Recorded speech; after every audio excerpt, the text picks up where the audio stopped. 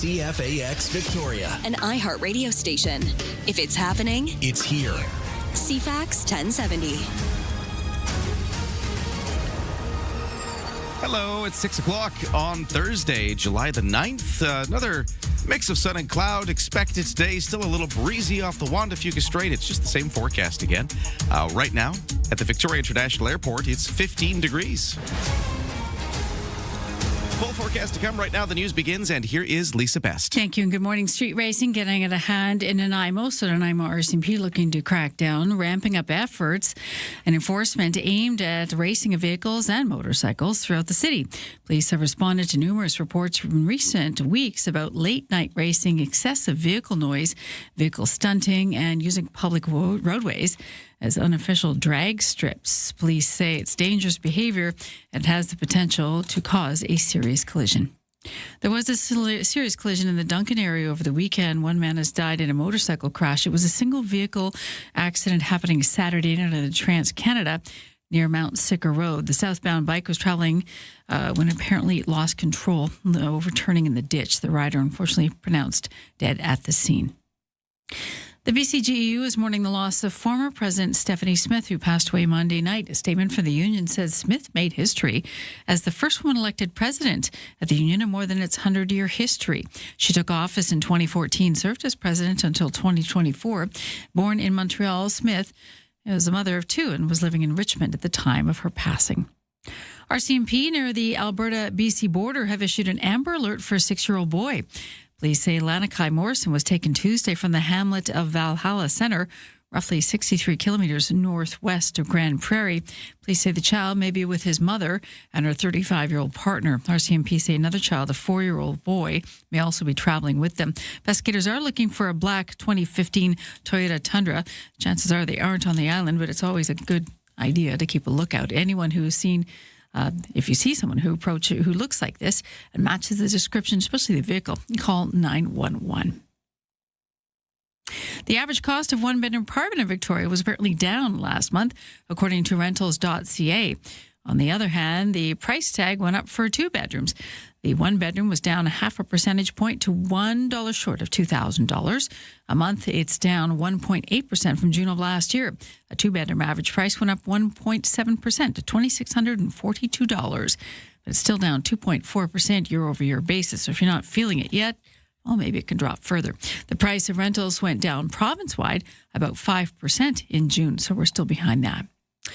On a typical day, Google processes about 16 billion queries online, but we're finding out the number was much higher earlier this week, thanks to the beautiful game. On Tuesday night, the world's most popular search engine crushed its own all-time record for searches per second. And it's no coincidence that it comes during World Cup play in North America. Google won't disclose precise numbers, but says the most searched term was Argentina versus Egypt. We got games coming today. Ryan will have all the details for you in just a minute. Federal officials will be providing an update today on the national wildfire season. Emergency Management Minister Eleanor Olszewski and other officials are expected to give a briefing later today. The latest information from the Canadian Interagency Forest Fire Center shows there have been 3,100 fires so far this season. That's compared to around 2,900 at this time last year. The update comes as a pair of fires near the community of Boston Bar in BC have forced hundreds of properties under evacuation orders and alerts. Diana Musina, The Canadian Press. Ottawa is putting international law as one of its top priorities at the UN as others accuse Canada of pulling its punches. Canada's UN ambassador, David Lametti, says international rules are under strain by major and regional powers and that Ottawa is alarmed by countries killing civilians, aid workers, and UN staff. And I don't think anyone's attacking humanitarian law directly, but there are military actions which have an impact on caregivers, on humanitarian aid workers, on the UN and UN peacekeepers, for example. Lametti says he and Foreign Affairs Minister Anita Anand are both former law professors who want to advance defending and shaping global rules. And we've lost singer Bonnie Tyler. It's a hard Singer Bonnie Tyler, the Grammy nominee known for songs like It's a Heartache, has died at age 75. Tyler's family says she died unexpectedly in a hospital in Portugal where she had a home and was being treated for an illness. In May, Tyler had emergency intestinal surgery and was placed in an induced coma, but had been improving. Tyler earned 3 Grammy nominations, and her song Total Eclipse of the Heart has had more than 1 billion streams. Bonnie Tyler dead at age 75. I'm Donna Warder. And that is your CFAX News to 6:05.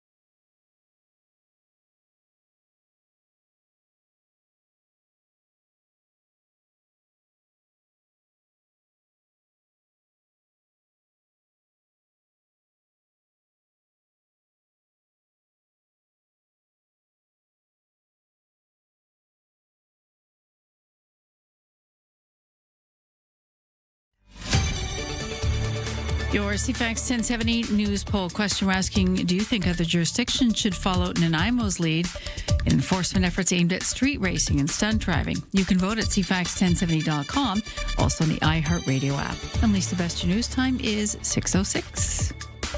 Thanks, Lisa. Good morning. Welcome to the day. A little cooler if you're by the water. We noticed that coming in this morning.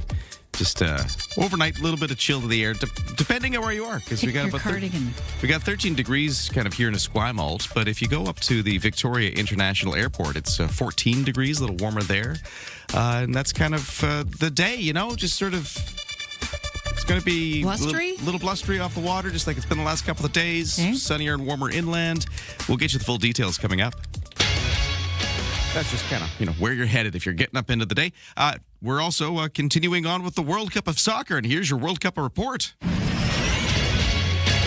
This is your TSN Radio FIFA World Cup 2026 update. I'm John Rodenberg. After our first day with no games since the tournament began, the World Cup resumes today with the first of 4 quarterfinals. France will play Morocco in a rematch of their 2022 World Cup semi, which France won 2-0. France has rolled so far in this tournament, 5 wins in 5 games while outscoring its opponents 14-2. Morocco, meanwhile, is unbeaten in its last 34 matches, and TSN soccer analyst Claire Rustad likes this matchup for the underdog. I'm really looking forward to the matchup, and if there is a team in the round of 16, a matchup in the round of 16 where I think that France could actually get beaten, Morocco's the team to do it. France trying to become the 3rd team in history to go to 3 straight World Cup semifinals. The game kicks off at 4 p.m. Eastern. You can watch the FIFA World Cup matches on TSN, CTV, Crave, and streaming at tsn.ca. Listen on the TSN Radio Network with all games streaming on the iHeartRadio app. There you go. And a quick look at some local sports. Victoria Harbour Cats in action last night against the Bend Elks, and Victoria with the 5-0 shutout. The Cats will go for the sweep over the Elks in the final game of the series, which is coming up tonight at Royal Athletic Park, Wilson's Group Stadium. Start time is 6:35. And since we're talking baseball, Toronto Blue Jays have the day off after taking 2 of 3 games against the Giants in San Francisco, and one of the wins was last night as Toronto wrapped the series with a 10-0 thumping of the Giants. They were aided by an 11-strikeout, 1-hit effort from star pitcher Dylan Cease. And Miami blanked the Seattle Mariners 2-0. That's your sports to 6:09.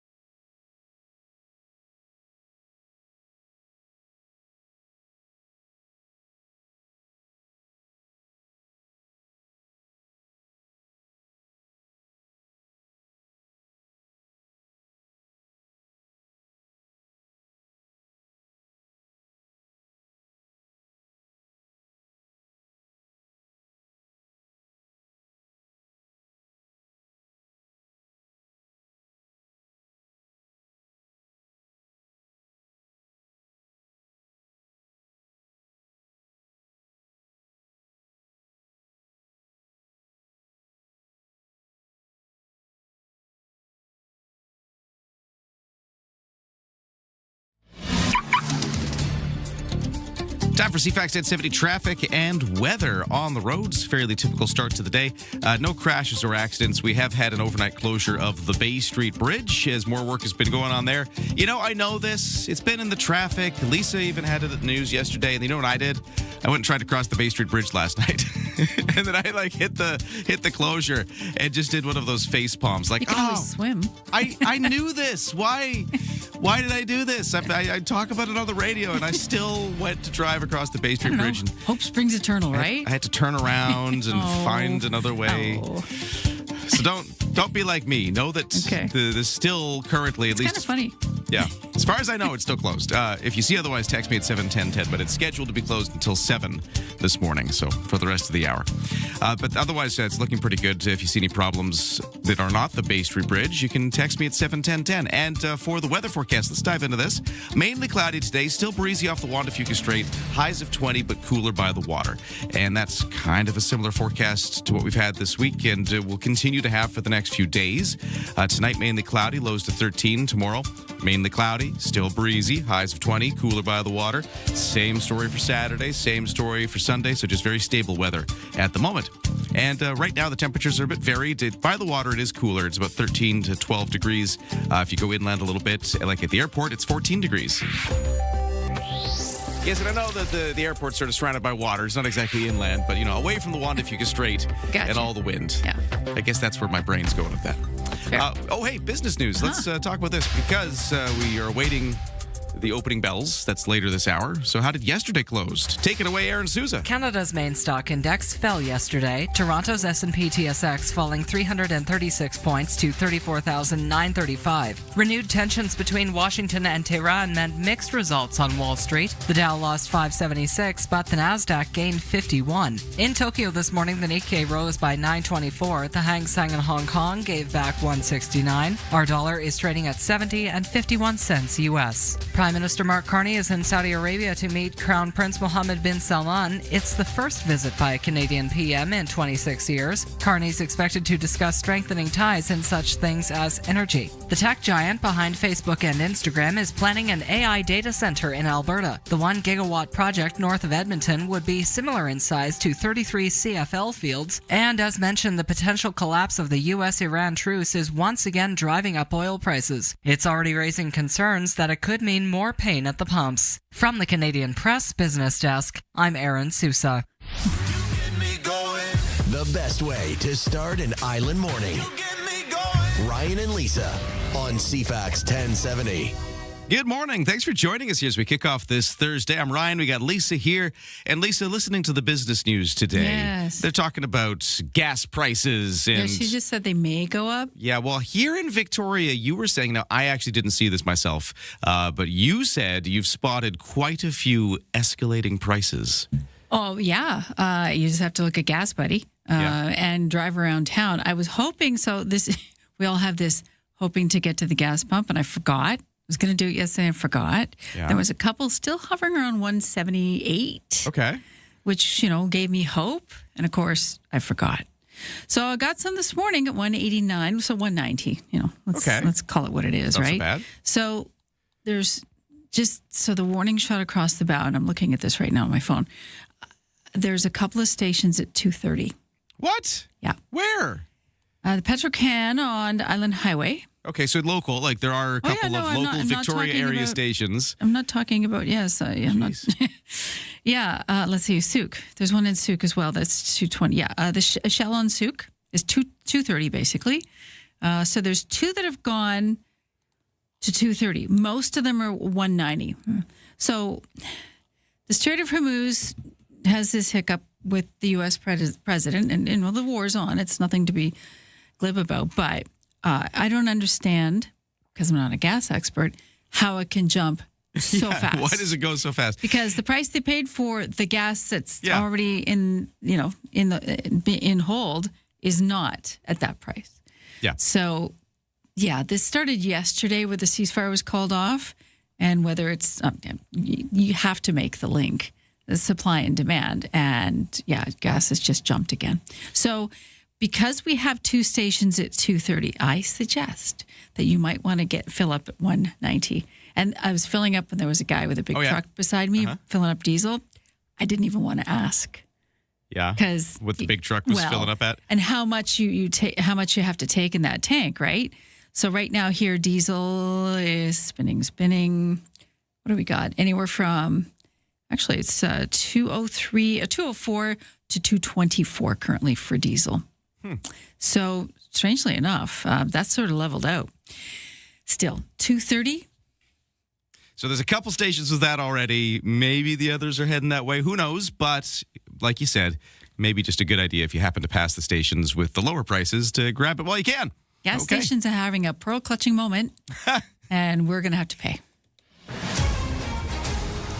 At 6:15, what else is happening? Here's Lisa with the headlines. Well, staying with that theme, the U.S. launching new airstrikes against Iran earlier today, hours after the U.S. president said recent Iranian attacks on ships in the Strait of Hormuz signaled the end of the ceasefire and threatened to escalate the conflict if they didn't stop.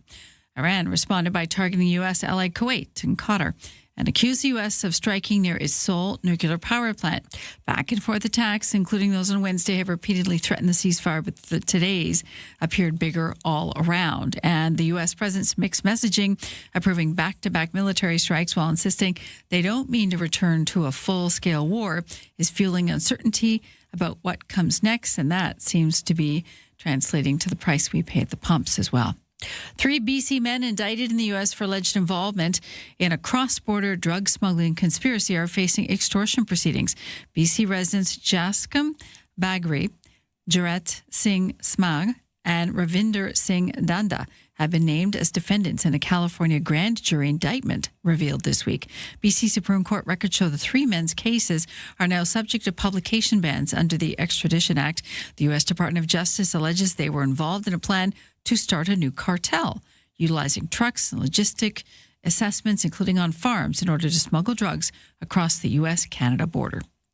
And a young bald eagle is back at its perch in Beacon Hill Park at a nest after City of Victoria crews actually brought in a bucket truck to return the bird to its avian family. The fledgling was found on the ground beneath the well-known nest earlier this week, prompting park staff to contact Wild Ark Rehab staff and bring them in for advice.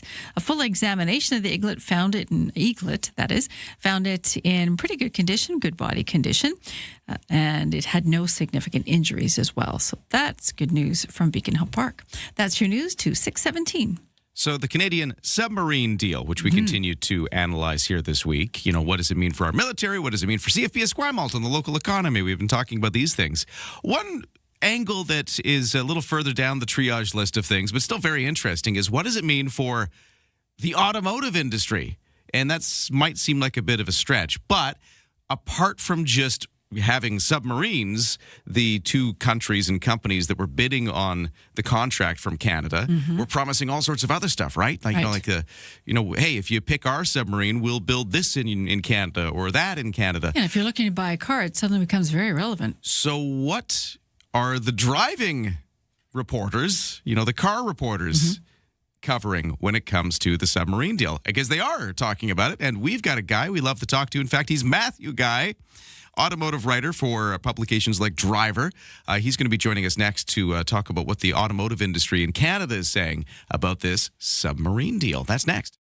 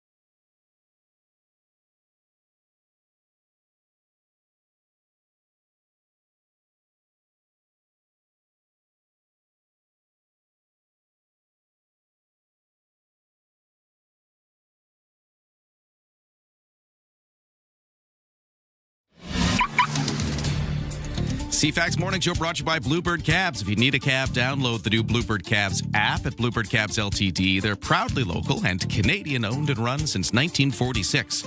So on the roads, we got the overnight closure of the Bay Street Bridge, or if you want to be formal, the Point Ellis Bridge.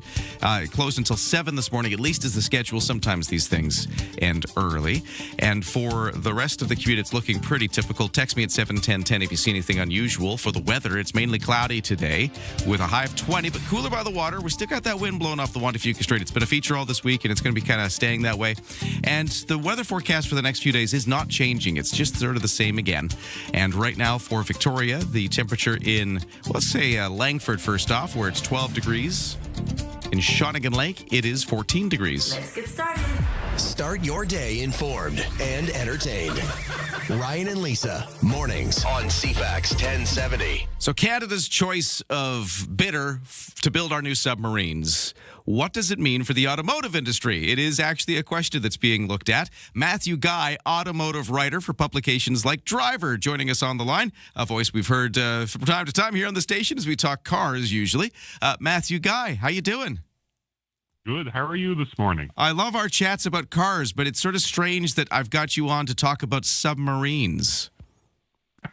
That is an unexpected development, but it is relevant to the car industry this time for sure. Yeah, and I guess that's because the part of the thing here is not just sort of picking what submarine is going to be able to meet our military requirements. There were all the other goodies that the companies behind these were pitching at Canada. TKMS, the German bidder, promising different industrial activity in Canada. The South Korean bid also doing the same. So let's take a look at that. How is this all shaken down when it comes to what sort of benefits Canada's getting, and does that fit the automotive industry, or which way did this one go when it comes to that stuff? Right. So during a speech back in February, it was the industry minister who said, quote, fundamentally what we want is a car plant, and that's why we're talking with the Koreans and Germans, end quote.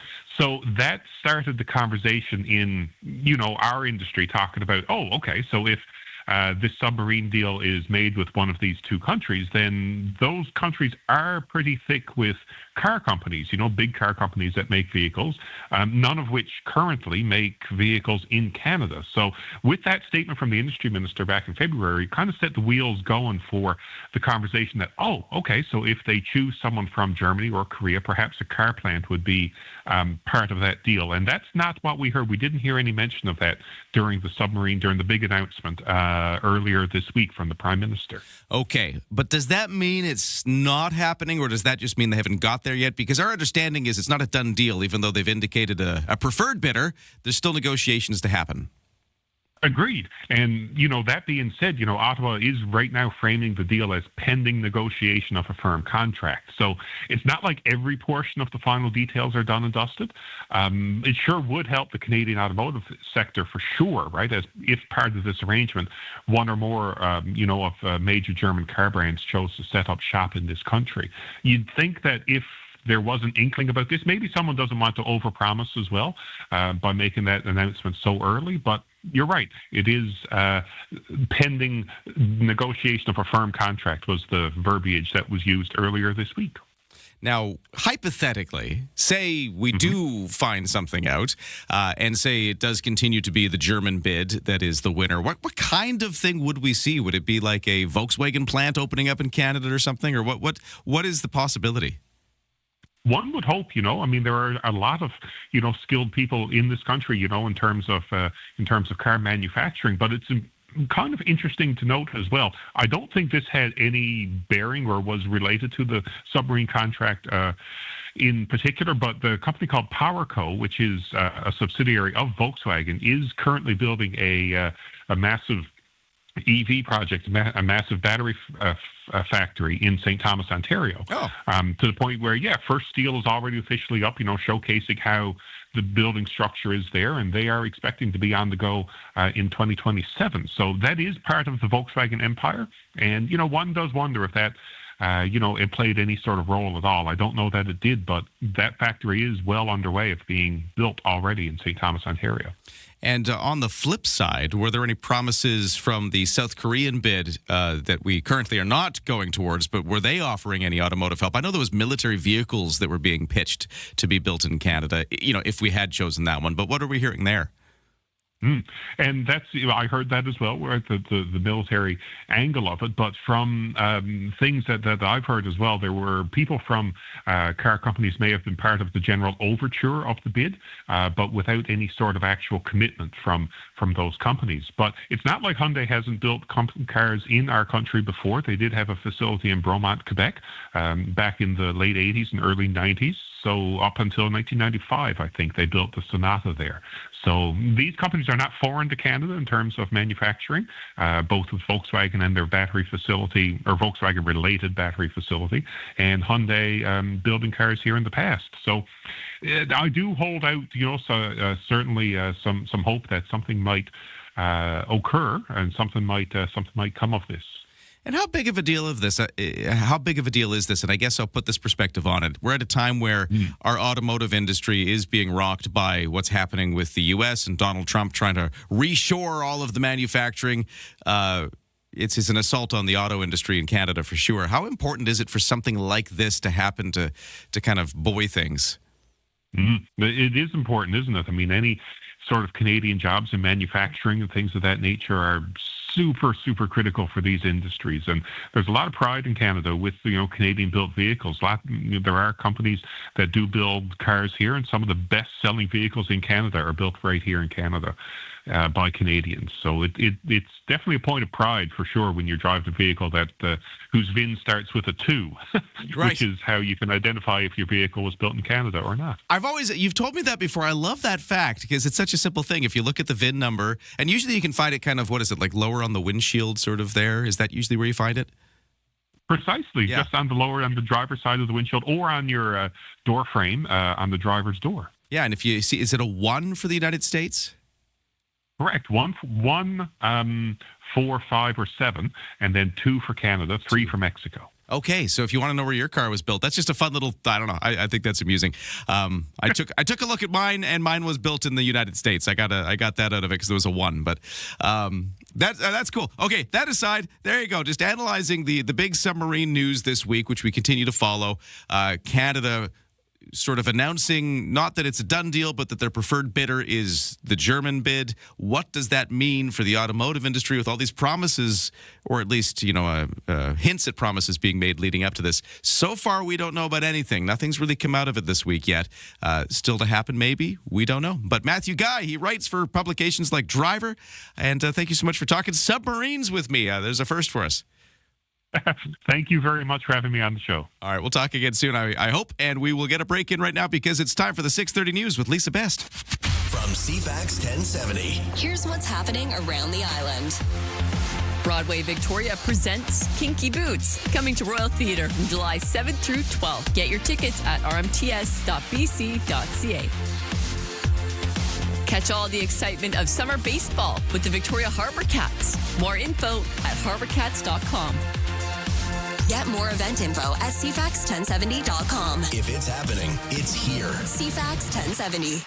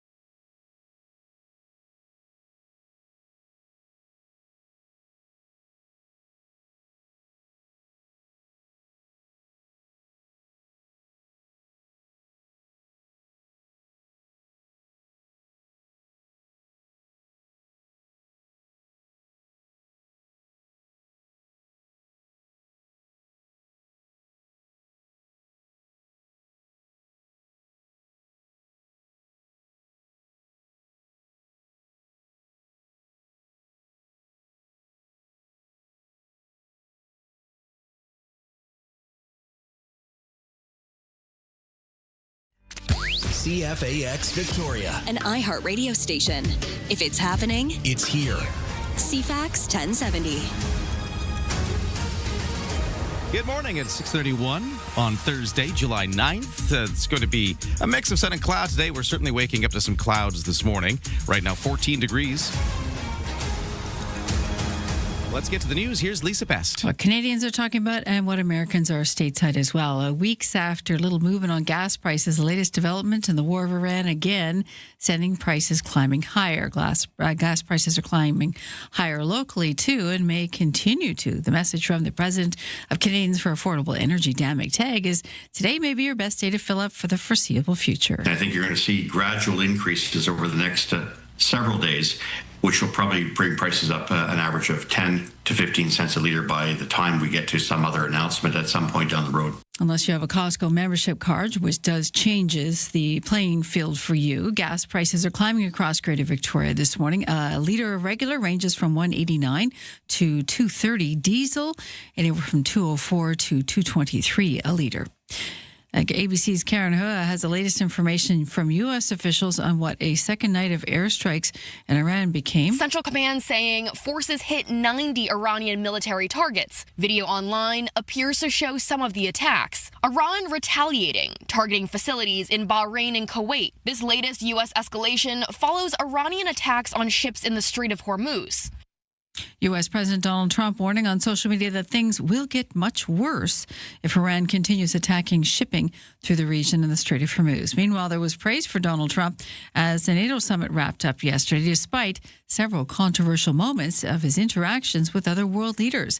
CTV's Graham Richardson was there. Carney says U.S. President Donald Trump is pushing NATO to change. It's not just he's winning the argument, he's won the argument. Countries recognize that they need to take more responsibility, see the direct threats. Trump blasted Spain, threatening to cut off all trade with the United States. Spain is a wasted cause. We don't want to do any trade business with Spain anymore. A short time later, it was all about unity with NATO allies. The unity in that room was incredible. The really love. It was sort of pretty wild. Trump ended by saying the NATO summit has been very successful to date. Ottawa putting international law as one of its top priorities at the UN as others accuse Canada of pulling its punches. Canadian UN Ambassador David Lametti says he and Foreign Affairs Minister Anita Anand are both former law professors who want to advance defending and shaping global rules. I'm not unrealistic. I see what's happening in the world. But I do think that, for example, a number of middle powers can band together and put humanitarian law in the forefront. Lametti's comments come after sustained criticism from human rights activists, legal scholars, and former federal ministers Lloyd Axworthy and Alan Rock, arguing that Ottawa isn't doing enough to stand up for international law. In Venezuela, nearly 2 weeks after twin earthquakes 40 seconds apart, the death toll has now risen to 3,800. ABC News chief international correspondent James Longman has the latest. Thousands more are missing. The country has relied almost entirely on foreign emergency assistance, like the $310 million from the US, as well as rescue teams to help find survivors. But they, like most international teams, are now gone. And while aid is still coming in, many areas are still without power, water, or food. And on a lighter note, Canadian pop star Justin Bieber set to perform at the first ever World Cup halftime show. His 11-minute performance will be part of the show featuring Madonna, Shakira, and BTS. FIFA says the show is expected to have a couple billion people tune in to watch. The World Cup final is scheduled for July 19th at MetLife Stadium in New Jersey. This is we learned that Google says it crushed its record Tuesday for searches per second. The most searched term Tuesday, Argentina versus Egypt. Google normally processes about 16 million queries daily. They wouldn't say exactly what the number was that they broke, but you can bet it was big with FIFA underway. That's your news at 6:35.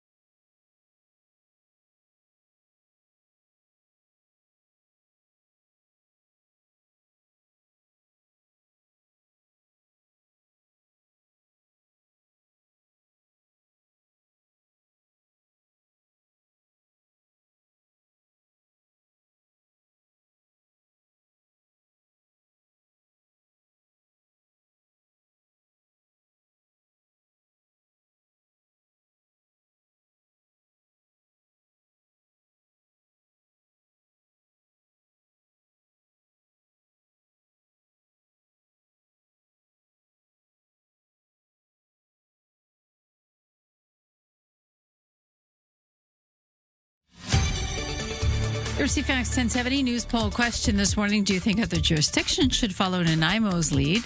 The RCMP in that community are ramping up enforcement efforts aimed at street racing and stunt driving. 88% say yes, that would be a good idea. You can vote now at cfax1070.com, also on the iHeartRadio app. I'm Lisa Best, your news time, 6:37. Hey, thanks, Lisa. It's going to be another day, kind of like yesterday. Mix of sun and cloud, little wind off the water. Right now, it's quite cloudy, at least where I'm looking across the Juan de Fuca Strait towards the Olympic Mountains. Big dark clouds. Sky kind of matches the water. It does a little bit, yeah. But it's supposed to be a mix of sun and cloud as we get further into this day. We'll get you the full forecast in just a moment. Right now, over to the sports. Hey, we've got the World Cup of Soccer back. Yesterday was the first day without a game since this FIFA World Cup began. Were you like me, a little lost? You had to actually do your chores or your work? You did do those things? Did you cut the grass? I was going to, but I did a bunch of other stuff. I did take the yard clippings out to the works yard. Oh, so you did. Okay. Yeah, so I was doing yard work. I just didn't get the grass cut. But did you think about soccer while you were doing that? Oh, yeah. It makes a difference. I kept whining to my children. I'm like, there's no games. I can't just have an excuse to be on the couch. Are they on board yet? Oh, my oldest son, who's 15. He wasn't the hard win, though. He was, no. The 12-year-old showed up for Team Canada only. He's not into the other stuff. All right, well, it's a moment. He's not like, what country even is this? I'm not paying attention. Yeah. But anyways, I digress. Here's not in his wheelhouse. Here's what's happening as the FIFA World Cup quarterfinals begin today. We've got France taking on Morocco. I believe it's about 1 o'clock our time when this game will be on. Now, France won in 2018, so they are one of the countries that has hoisted the FIFA World Cup. They were a finalist back in 2022. They come into this match with 5 wins in 5 games, most recently beating Paraguay 1-0, which was last week. Morocco, of course, we know Morocco. They beat Canada 3-0 in Houston to get here, and they were a semifinalist in 2022 as well. So there's your matchup for today. Victoria Harbour Cats got a 5-0 shutout of the visiting Bend Elks. The Cats will go for the sweep tonight over the Elks in the final game of this 3-game set, 6:35 Royal Athletic Park, Wilson's Group Stadium. Toronto Blue Jays will have the day off today after wrapping up their series with a 10-0 thumping of the San Francisco Giants yesterday, aided by an 11-strikeout, one-hit effort from star pitcher Dylan Cease. Seattle Mariners were blanked 2-0 by Miami. And the Edmonton Elks will look to get back into the win column when they host the winless Ottawa Redblacks in CFL action tonight. The 3-1 Elks suffered their first loss last week, falling to the BC Lions 36-24. Meanwhile, the 0-4 Redblacks are coming off a 27-22 loss to Saskatchewan. That is your CFAX Sports to 6:39.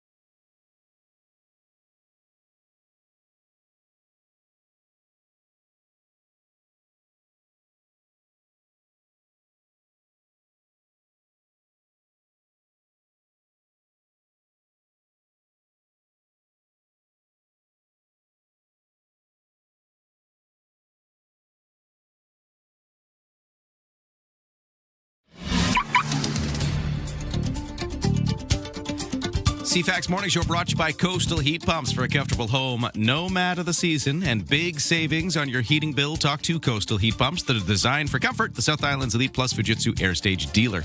Texter at 71010 says, hey, good morning, Ryan and Lisa. I just wanted to let you know that the Point Ellis Bridge, otherwise known as the Bay Street Bridge, is open now in both directions. Oh, Ryan's going to get in his car and drive it. Unlike last night. Unlike last night, where I was like, I knew this. Why did I do? Anyways, dawning realization. Yeah, just this sense of We don't take it that often, right? I really let myself down. Well, I take it all the time because I live in a okay. Esquimalt. I was trying It's to a help you regular. out. Yeah. No, I have no excuse. Anyways, there was overnight road work, overnight closure. It's lifted now a little earlier than scheduled. So if you are taking that route, you are good to go. They also had the overnight work going on at the end of the Keating flyover where they did the paving the previous night, and then last night they were still doing some tidy up work. It was still open, though. It didn't close fully this time, but that road work should be coming to an end if it hasn't already. And for the BC ferries, let's look there. No sailing waits. 7 o'clock sailings coming up with some room left. In the weather forecast, mainly cloudy today. We could see some sunny breaks. Highs of 20, lows down to 13 overnight. We will see cooler temperatures if you're by the water, where the wind will be blowing again. And that's the same forecast kind of for tomorrow and Saturday and Sunday. Just maybe a bit sunnier as we are on the weekend side of it. But yeah, a little overcast, a little windy is what we're expecting today. Let's check the markets where Canada's main stock index closed the day yesterday. U.S. markets were mixed after President Donald Trump effectively ended the ceasefire with Iran. So those are the big stories hitting the markets yesterday. Toronto's S&P TSX was down 336 points. In New York, the Dow was down 576. The NASDAQ managed to gain 51 yesterday on the day. Canadian dollar trading overseas at 70.51 cents U.S., which is down a little bit from where it was yesterday. And then the markets really did just open. The bells are just ringing, so we're waiting on those first results of the day. The other thing about business news to mention, and Lisa had this earlier, the potential unraveling of the truce between Iran and the United States has renewed anxiety over fuel prices. We are seeing some prices go up locally. I don't know if it's connected, but there's concerns beyond just us in Victoria that gas prices could start going up if the fighting is sustained, as some strikes have been happening and the ceasefire is waning. But yeah, we have noticed prices around the greater Victoria area are starting to go up already, so watch out for that. It's all here. News, weather, traffic, and community events. Ryan and Lisa, mornings on CFAX 1070.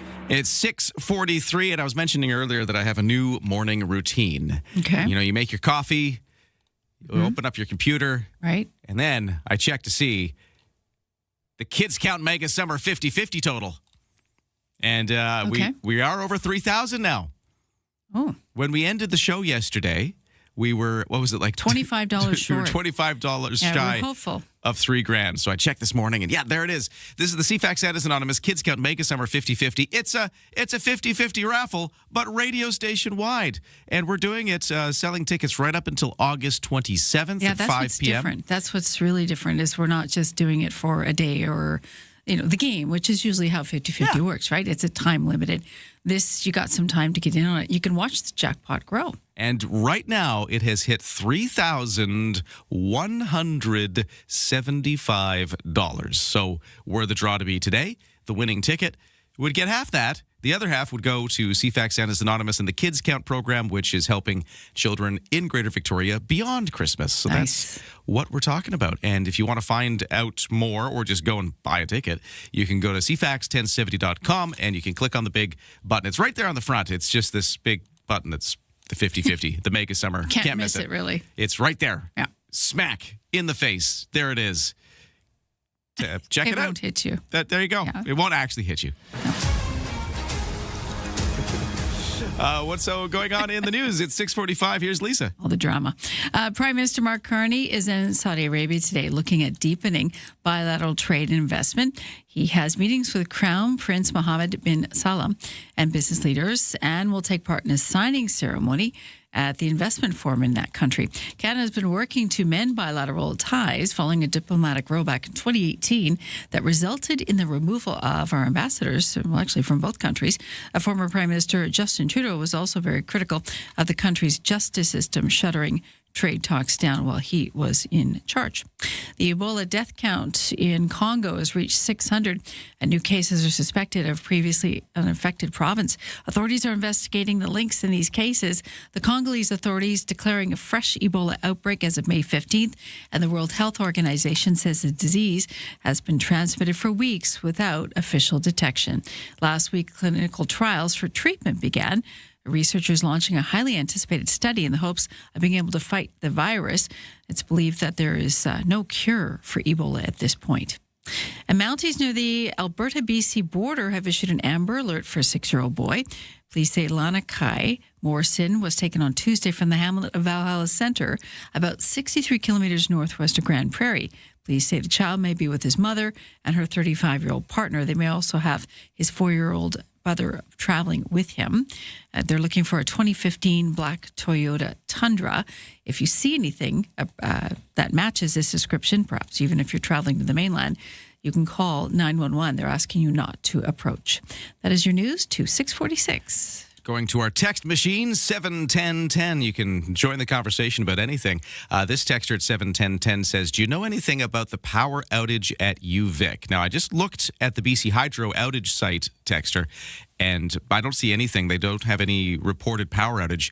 So if you know any more, let us know. Or if you're out there and you know about what's going on at UVic, you can text us at 71010. But BC Hydro doesn't seem to have it registering just yet. Then another texter saying, hey, why aren't you talking about the BCNU job action? Well, I'll tell you, we're about to talk about the BCNU job action because with this continuing and some picket lines going up in different places around BC, we're going to reach out to the BC Conservative Labour critic who's got some complaints about how the province is handling the nurses and the strike situation. We're going to get into that next. From CFAX 1070. Here's what's happening around the island. Broadway Victoria presents Kinky Boots, coming to Royal Theatre from July 7th through 12th. Get your tickets at rmts.bc.ca. Catch all the excitement of summer baseball with the Victoria Harbour Cats. More info at harbourcats.com. Get more event info at cfax1070.com. If it's happening, it's here. CFAX 1070.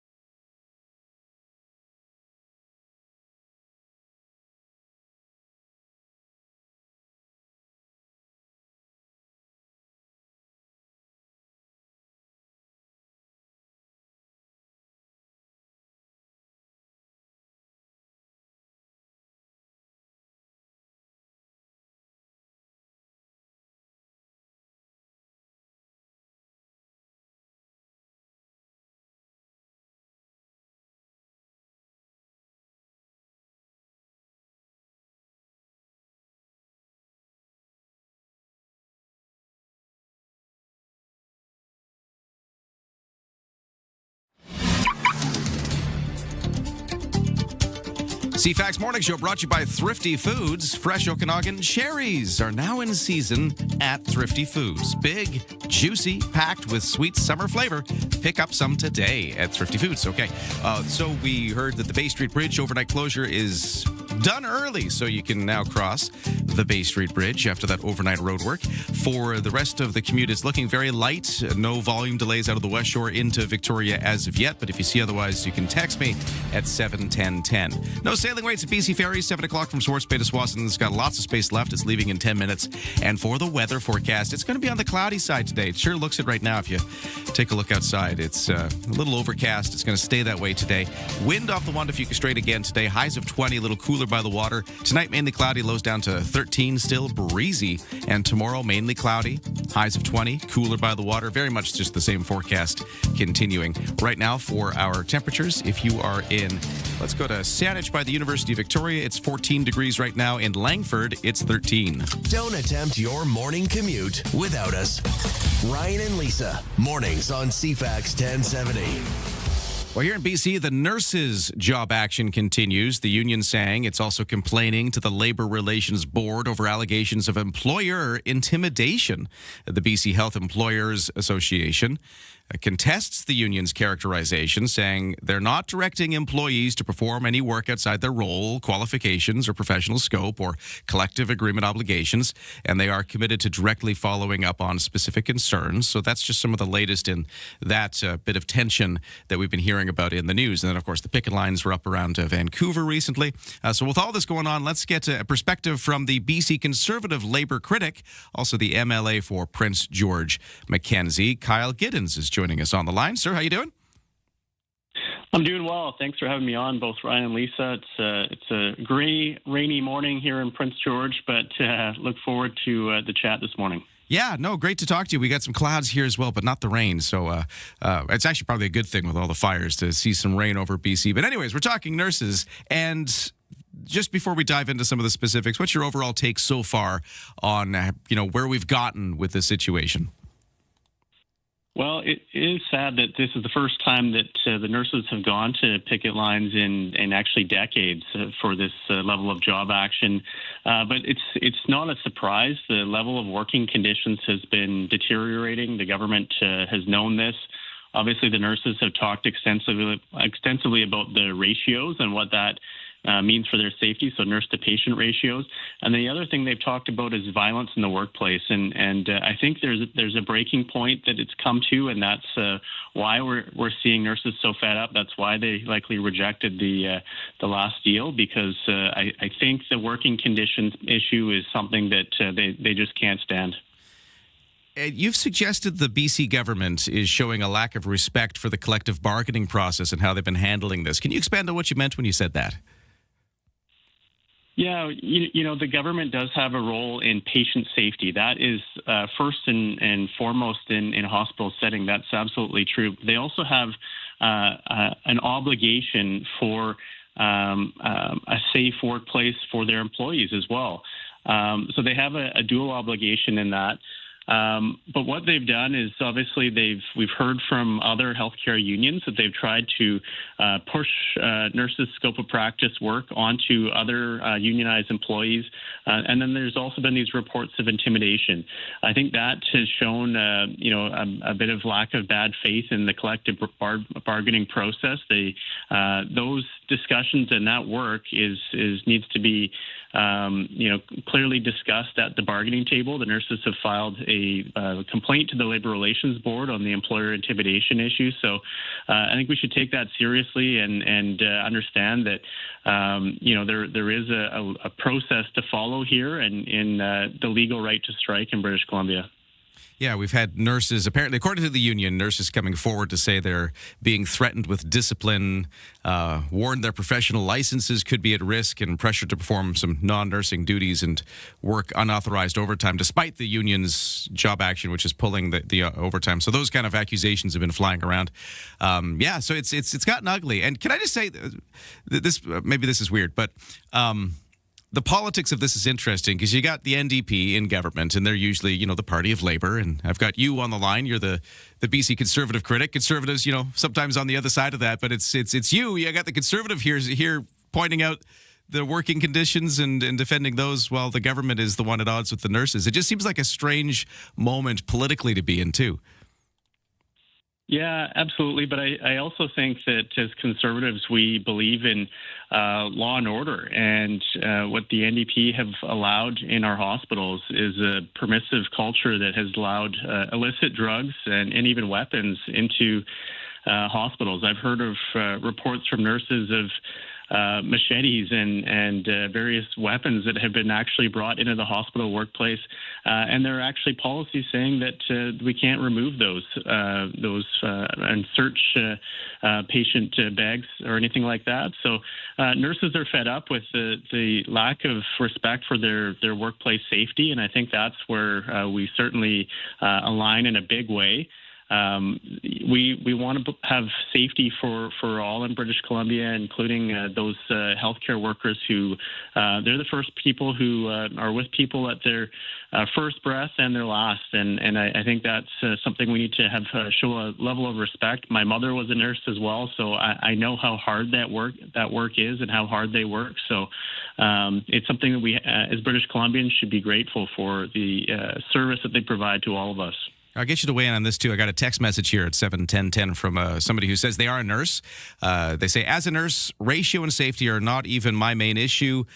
We are quite upset that news focuses on ratios as nothing has and will not change at this point. Our breaking points were reduced benefits and raises that don't follow the inflation rate. You want to talk about that angle, too? Because there's the benefits and money are certainly a big part, too.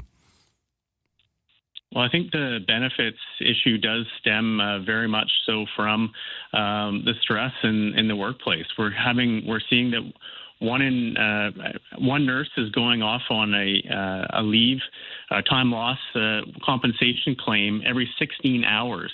And that shows the burnout that is happening. And I think the benefits piece of that, when you get RMT coverage and things like that, massage coverage, that's to deal with, the workplace stress at times as well, and making sure that you're staying healthy. So the fact that we're having that many workers' compensation claims in the system is really pointing to a problem, and I think that ratios are part of it. And Adrian Gear, the president of the Nurses Union, has said as much. So I do think that obviously government is in a extremely challenging fiscal situation that they've created in this province, and the fact is there's no more money because obviously the NDP have just fiscally mismanaged the province to an extent that we can't afford to pay for the public services, and that's the sad part of this today.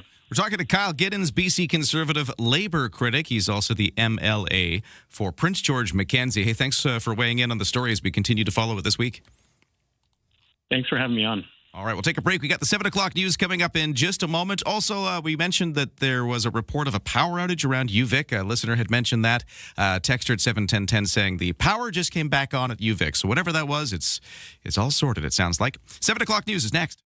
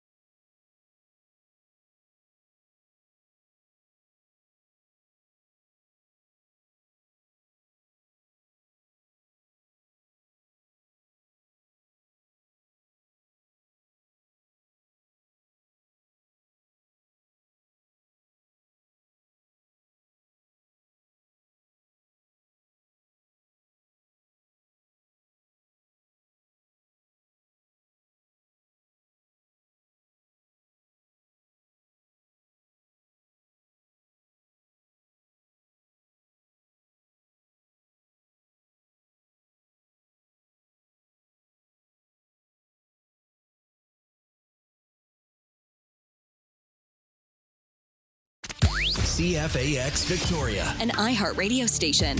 If it's happening, it's here. CFAX 1070. Good morning, 7 o'clock on Thursday, July the 9th. A little cloudy today. A little breezy still off the Juan de Fuca Strait. Right now, we're sitting at about 14 degrees in Greater Victoria. Full forecast to come. Right now, the news begins, and here is Lisa Best. Thank you and good morning. Saanich Police upgrading criminal charges to murder in connection with an incident on Quadra Street near Mackenzie. It happened July 3rd. The victim of this assault died of their injuries. The charges against 30-year-old Suleiman Budak have been upgraded to murder. The investigation transferred now to the Vancouver Island Integrated Major Crime Unit. Federal officials expected to provide an update about the national wildfire season this morning after 9. Emergency Management Minister Eleanor Olszewski and other officials are expected to give a briefing later today. The latest information from the Canadian Interagency Forest Fire Centre shows there have been 3,100 fires so far this season. That's compared to around 2,900 at this time last year. The update comes as a pair of fires near the community of Boston Bar in BC have forced hundreds of properties under evacuation orders and alerts. Diana Musina, The Canadian Press. Street racing get out of hand in Nanaimo. RCMP planning to crack down. They're ramping up enforcement efforts aimed at curbing vehicles and dangerous operation of motorcycles throughout the city. Police say they've been responding to numerous reports in recent weeks about late-night racing, excessive vehicle noise, stunting, and using public roadways as unofficial drag strips. Police say this dangerous behavior, of course, has a potential for serious collisions. Still on the road, after weeks of little movement on gas prices and us getting somewhat of a deal at the pumps, the latest development in the war of Iran, once again sending prices higher. They're climbing locally and they may climb again. The message from the president to Canadians for affordable energy, Dan McTagg, is maybe your best day to fill up for the foreseeable future. I think you're going to see gradual increases over the next several days, which will probably bring prices up an average of 10 to 15 cents a litre by the time we get to some other announcement at some point down the road. Gas prices climbing across Greater Victoria this morning. A litre of regular will set you back anywhere from $1.89 to $2.30 a litre. This is the U.S. and Iran have exchanged intensifying fire across the Middle East this morning, threatening the interim deal to end the war if the ceasefire actually exists anymore. An Iranian official accused the U.S. of targeting the area after Iran's Solo power plant, which the U.S. has not commented on at this point. ABC's Mary Bruce has the latest from U.S. officials on this second night of airstrikes in Iran. A new round of U.S. attacks on Iran, larger in scope than those the night before, according to a U.S. official, striking at least 90 military targets in response to Iran's attack on commercial ships in the Strait of Hormuz. Iran immediately retaliating, targeting American bases in Kuwait, Bahrain, and Qatar. All of those missiles and drones said to be intercepted. The U.S. president warned on social media that things will get, quote, much worse if Iran continues attacking shipping through the Hormuz Strait. A former Olympic canoe racer has pleaded not guilty to deliberately damaging the Lincoln Memorial Reflecting Pool in Washington, D.C. David Hearn, who competed in 3 Summer Olympics, entered the plea Thursday in court. Hearn, 67, from Maryland, faces a felony count of property destruction. The U.S. president ordered a multi-million-dollar renovation of the pool, but the project faced issues. The U.S. attorney, Jeanine Pirro, says 6 others have been arrested on related charges. Hearn's attorney argues the charges are based on concocted narrative and criticize the administration, how they handled the situation, or lack of for their case. If you're renting in this region, you may feel you're getting a deal, or maybe not, depending on what end of the stick you're on. The average cost of a 1-bedroom apartment in this city was down last month, according to Rentals.ca. On the other hand, the price tag went up for a 2-bedroom. The 1-bedroom down half a percentage point to by $1, just short of $2,000. So make that $1,999. It's down 1% from June of last year. The 2-bedroom average price was up 1.7% to $2,642. It's still down 2.4% on a year-to-year basis. The price of rentals went down province-wide about 5% in June, so we're still behind that. And Prime Minister Mark Carney was gifted a personalized revolver and ammunition by the Turkish president at the conclusion of the NATO summit in Ankara. The president gave each visiting NATO leader a handgun with their name engraved on it as a gift. Global Affairs Canada say the RCMP is having the weapon decommissioned so it can no longer fire, and the ammunition was left behind in Turkey. Nice surprise for those cleaning the hotel room, I suppose. Canadian government officials have not said what kind of handgun that Carney was gifted with or whether he'll be packing moving forward, but they say the look is a suitable home for the gun, probably looking to put it in a museum instead. That's your news to 7:05.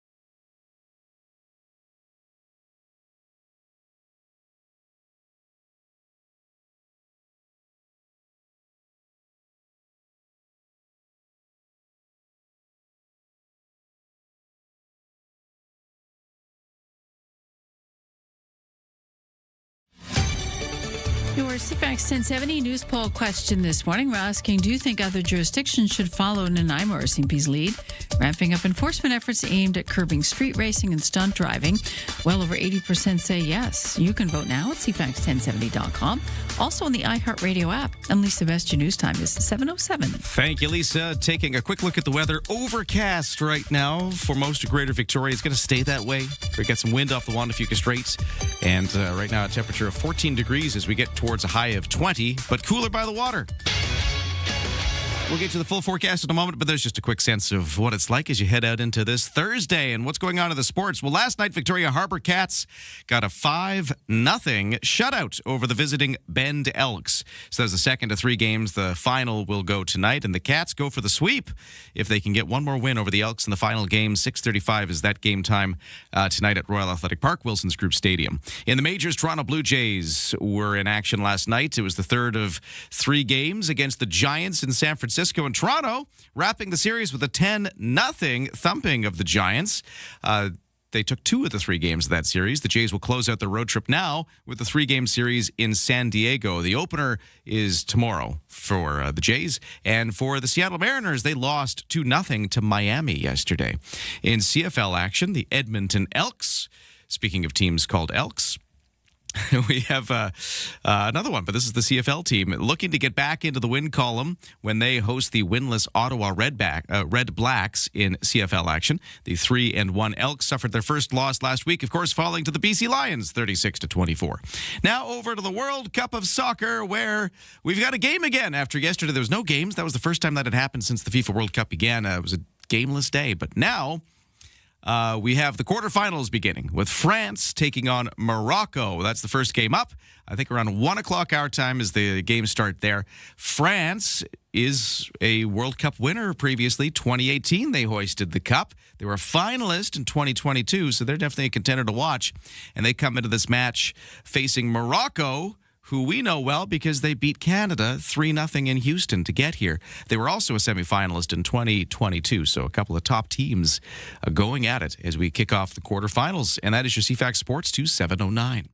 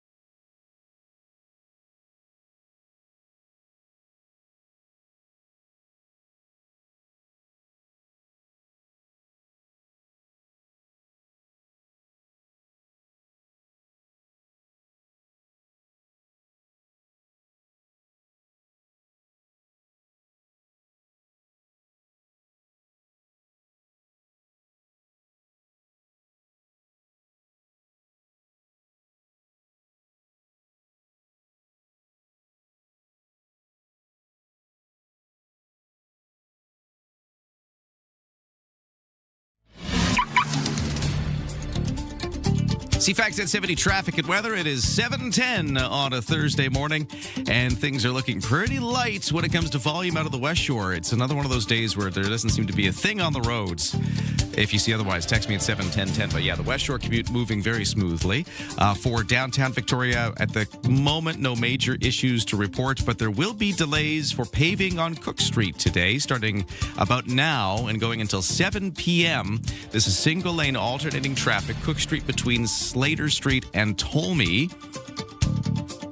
There will be a crews on site, apparently, directing traffic. So this is going on today and tomorrow. Paving work, Cook Street between Slater and Tolmie. For the BC Ferries, no sailing waits right now. There is an 8 o'clock coming up from Swartz Bay to Tsawwassen. And for the weather, mostly cloudy today. We do see some wind off the Juan de Fuca Strait, as we have been seeing all this week, making it feel a bit cooler if you're on that side of the capital region. The Juan de Fuca Strait exposed side, highs of 20, but 16 degrees by the water. Tonight, mainly cloudy, lows to 13. Tomorrow, same forecast again. Maybe a little on the sunnier side as we head into the weekend, but otherwise staying very much the same. We're just kind of in this weather we've been feeling for the last couple of days. Other than it being a bit cloudier today and tomorrow, we're mostly into the same kind of weather pattern. Right now, the temperature in downtown Victoria is 14 degrees. Let's take a look at the markets. Well, a bit of a rebound as we get our first look here. Big drops yesterday on North American stock markets, kind of across the board. Well, the NASDAQ was up a little bit, but today the S&P TSX is starting the day up 149 to 35,084. The Dow in New York is up 65 to 52,413. The NASDAQ up again, 185 to 26,056. Canadian dollar is virtually unchanged, but still... It's like Still there? a thousandth of Holding a cent on? down. Okay. So it's in theory going down, but it's at 70.6 cents US, which is pretty much where it was yesterday, except a thousandth of a cent lower than where it was yesterday. Okay. Thanks for starting your day with us. Ryan and Lisa, mornings on CFAX 1070. Well, it's summer in full swing. That means so many things going on around Greater Victoria. This weekend, the big Phillips Backyarder is happening, the big concert taking place there. But there's so many other things happening, like all the farmers markets. And you checked out one last night, didn't you, Lisa? Sure did. Went to the Oak Bay Night Market. Oh, how was that? It's the second of 4 that they hold. Yeah. And it's nice because it's not every week. And I just find that I wait for this one in particular because the artisans and the food and there's wine tasting. It's just a really great mashing up of everything that some of the best that Vancouver Island has to offer. And the one thing that I noticed and a lot of people were commenting on is these big new police style girders that they have in place that they can easily truck in and out of, but basically to stop someone from trying to go through a market, if you know what I'm talking about. So safety, definitely in focus. I've never seen those there before. They could have been at the first one because I wasn't at the first Oak Bay Night Market. But generally, in looking at these things, and I'll post them on our Twitter page so you can take, they're big orange markers that they can sort of like a trolley. They can just roll it out of the way if they don't need it. But it's very obviously what they're there for. To stop a vehicle from possibly going through. So in this new world of, in the wake of, Lapu Lapu in Vancouver, we're not taking any chances here. And parking a vehicle there, it actually was less intrusive looking at these stanchions than it was having a vehicle parked there. Yeah. And Oak Bay police were still on hand. They actually had a nice kiosk set up and they were talking to people. And they also had vehicles on either side. But these orange, bright orange, metal, barricades. Yeah. It was very obvious what they were for and saying street closed on them. And I was very happy to see that there. And I think it's, sorry, I cut you off. Go ahead. No, I was just going to say it's interesting because we've been seeing the evolution of this since Lapu Lapu in all the things from, say, like the TC 10K race or different markets or parades. Right. All of these things, you've all of a sudden need to have these barriers. And the first evolution of it seemed to be, we'll just get some cars and park them around there because where are we supposed to get barriers otherwise?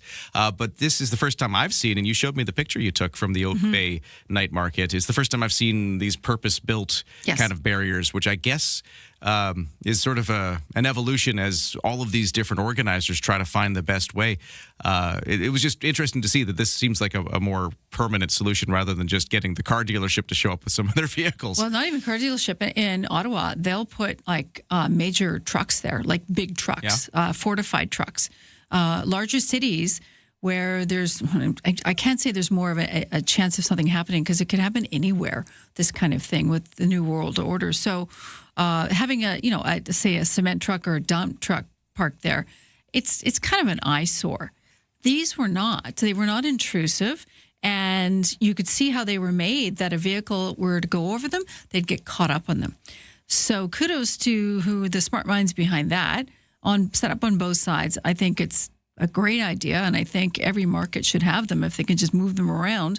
Let's do that. We have so many markets. We have the Oaklands, the first Oaklands market, too, of the year, started yesterday. So if there's no obvious barricade that some markets have, like Moss Street, for example, there's some just natural barricades because it's on the school ground.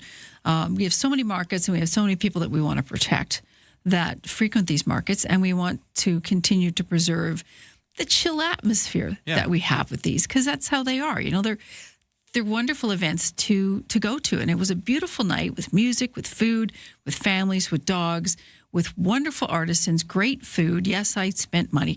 Bought a bracelet. Nice. And the artisan that sold it to me, she was so thankful. Well, I love that about going to the markets because you're buying the thing directly from the person who made it or grew it or, whatever it is. I love that connection to these items that you're purchasing at a farmer's market. It set me back because she was like, thank you. I'm like, you're welcome. Thank you for doing this, like for having this available. And I also bought beer.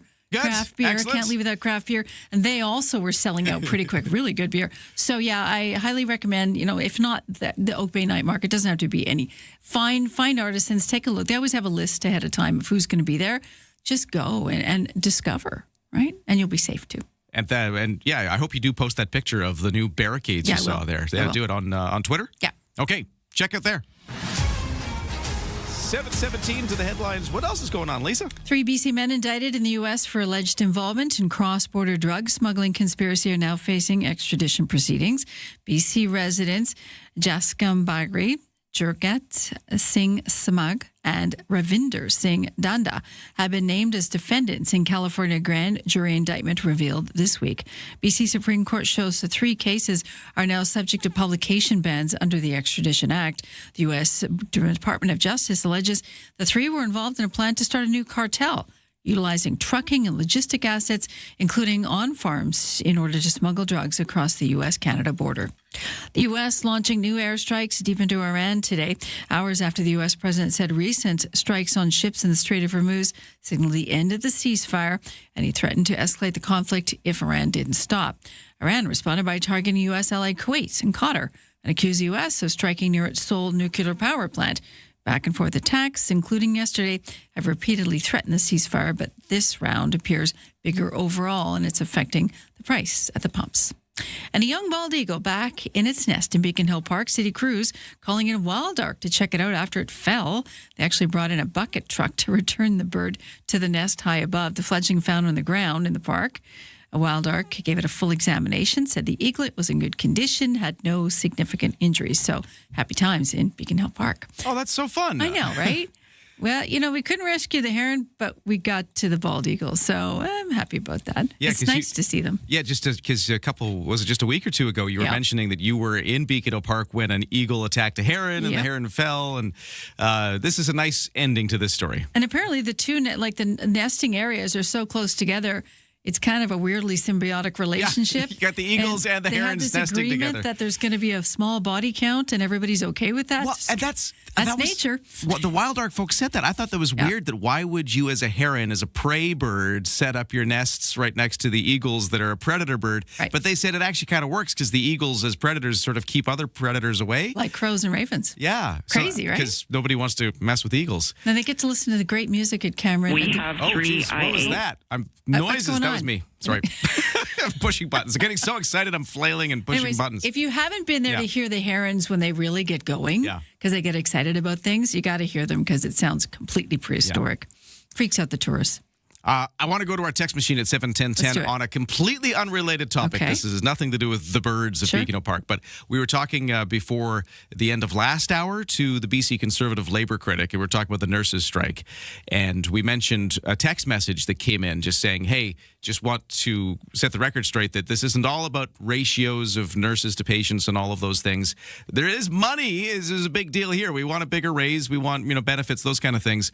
This nurse who texted in, and we mentioned that text to the conservative critic we were talking to, and that texter just wrote back, and I just wanted to read a bit of this. Texter says, thank you, Ryan, for mentioning my text. It's just concerning that they keep pushing this ratio issue as the main concern and keep saying that there is no money while they spend millions on FIFA or for other countries. They have been talking about ratios for many, many years, and nothing will change as they just can't find enough nurses to fully staff the units. Not to mention long-term care nurses have 35 to 40 patients per nurse per shift, and they made no changes other than reducing the number of nurses. Nurses are also upset that male-dominated professions like firefighters or police got much higher raises and benefits package than us nurses. Government does not like to talk about that. Nurses are 12%, getting a 12% raise over 4 years barely covers the inflation rate, as nurses get the same deal as teachers and BCGEU workers, meaning if nurses get higher raises, government has to follow the same raise to other professions, and on and on and on. The text goes on. I'll leave it there, though, but I think point taken. Just, that don't forget that money is a big part of this and raises, not just the ratios. Huh. when we talk about the nurses. Okay. From a nurse on the front lines themselves. Thanks so much for texting in. Cost of living. It's always a thing, right? Yeah. Okay. All right. Well, there we go. Thank you for the text. We love it when you join the conversation. We love your perspective. And we'll take a break. Traffic and weather next.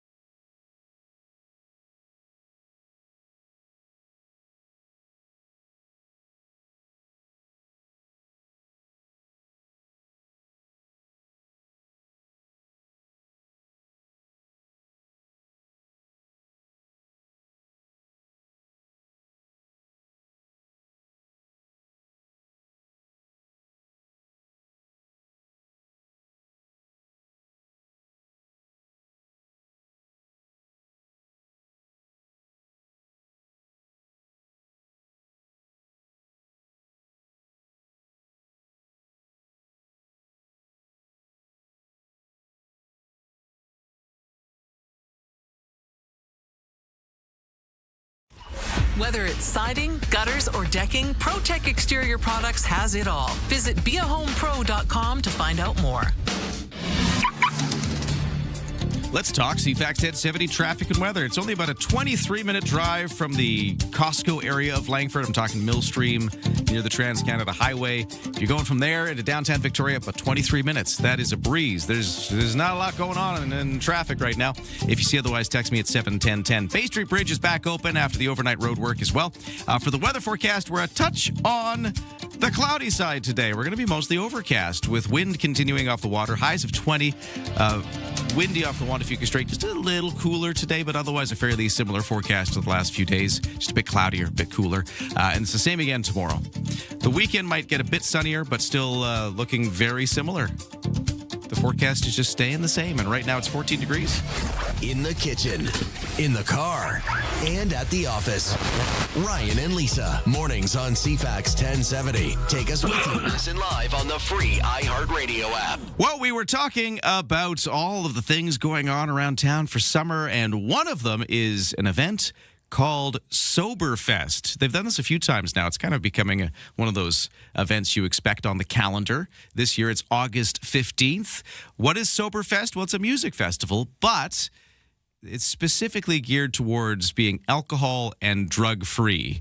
And why is that a thing that they do? Well, let's talk to the founder of Soberfest. Mike Manhas is joining us on the line. Sir, how you doing?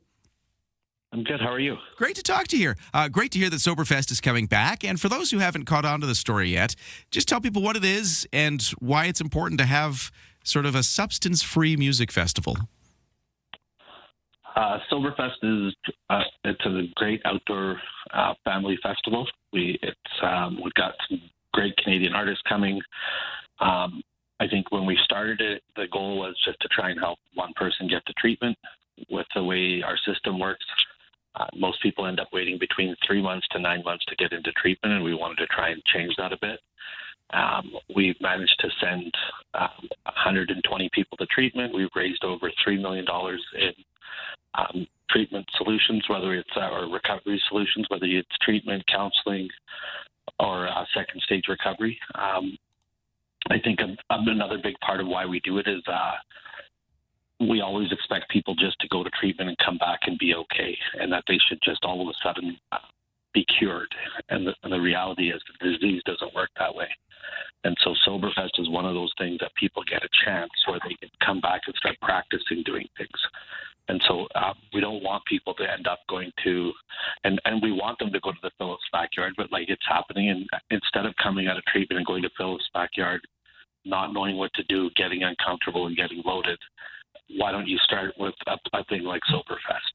And why don't you come there and be around people where you get to practice doing all those things that you did before, where you were intoxicated, but doing it in a safe environment. And then when you practice it enough, the goal, like I've always said, is not to be a pariah. It's to integrate back into community, but to integrate back in a slow way. That's what it's all about. Yeah. Yeah. So yeah, it's just about having a good time. Having a good time, but doing it in the absence of some of those temptations, or even just celebrating the absence of those temptations. Where is it this year? So I mentioned it was August 15th. Where do you find it? It's at Starlight Stadium, and we've got Biff Naked this year, Maestro Fresh West, Beefy Dobson, Tyler Shaw, Snack the Ripper, and Moon Tricks as our headliners. You got some pretty big names there. We do. We've grown exponentially. The very first year, I remember nobody would even give us a space to do it. Although most festivals, people are getting loaded, the most common phrase I heard was, "We really don't want that kind of crowd here." And this year, we're at a stadium. We went from 400 people to 3,500 people last year. And it's growing exponentially. Wow. It's been amazing how the community's come on board. I guess you kind of had to just stick with it and prove that it would work, and prove that it was going to be, I guess, just show everybody what this was going to be before they could catch on. But now they've caught on. I think so, and it's our community is amazing, and it's I think one of our models that it's run by a volunteer charity called Rewired Recovery Foundation, which we started, and it's our motto is that it takes a community to heal. And our community here steps up in a big way to show that's true. Well, Soberfest is on again. It's bigger than ever. It's at Starlight Stadium, August 15th. And if you want to go, how can people find tickets or information about it? They can head to soberfestvictoria.ca. Tickets are $50. We try and keep them as reasonable as we can to make sure that everyone can attend. Kids are free. All kids get free T-shirts and free sunglasses, because we want it. Nowadays, to do a family event, it ends up costing people anywhere from $500 to like $2,000 to go out to take a family of four out. Our goal is, with food and everything included, you should be at less than $200. Ideally, less than $150 to end. And that's for everyone to go out, kids to get merchandise, and everyone to eat. Wow. And then we also have a massive kid zone that's with between bouncy castles, face painters, superheroes, balloon artists, you name it. We've pulled everything together to make sure that this is going to become the premier family event in Southern Vancouver Island. Soberfest. Check it out now, because it's coming up soon. That's Mike Manhas. He's the founder of the event. Thank you so much for talking to us. Good luck, and hey, I hope this thing keeps growing for you. Thank you so much for making the time. 7:30 News next on CFAX. Developing political story, a big doozy. Vashi Capellos. What started as a dull day is anything but. The top newsmakers. Your go-to political debrief. Daily. What is really going on? The breaking news. Just moments ago. And the entertaining analysis and debate to follow. I don't think you can sugarcoat it. It's an issue. It's not true, guys. Yeah. Vashi Capellos. There is a greater plan here. Vashi Capellos. Weekdays, 9 a.m. to 11. Bigger picture politically, which is on CFAX 1070.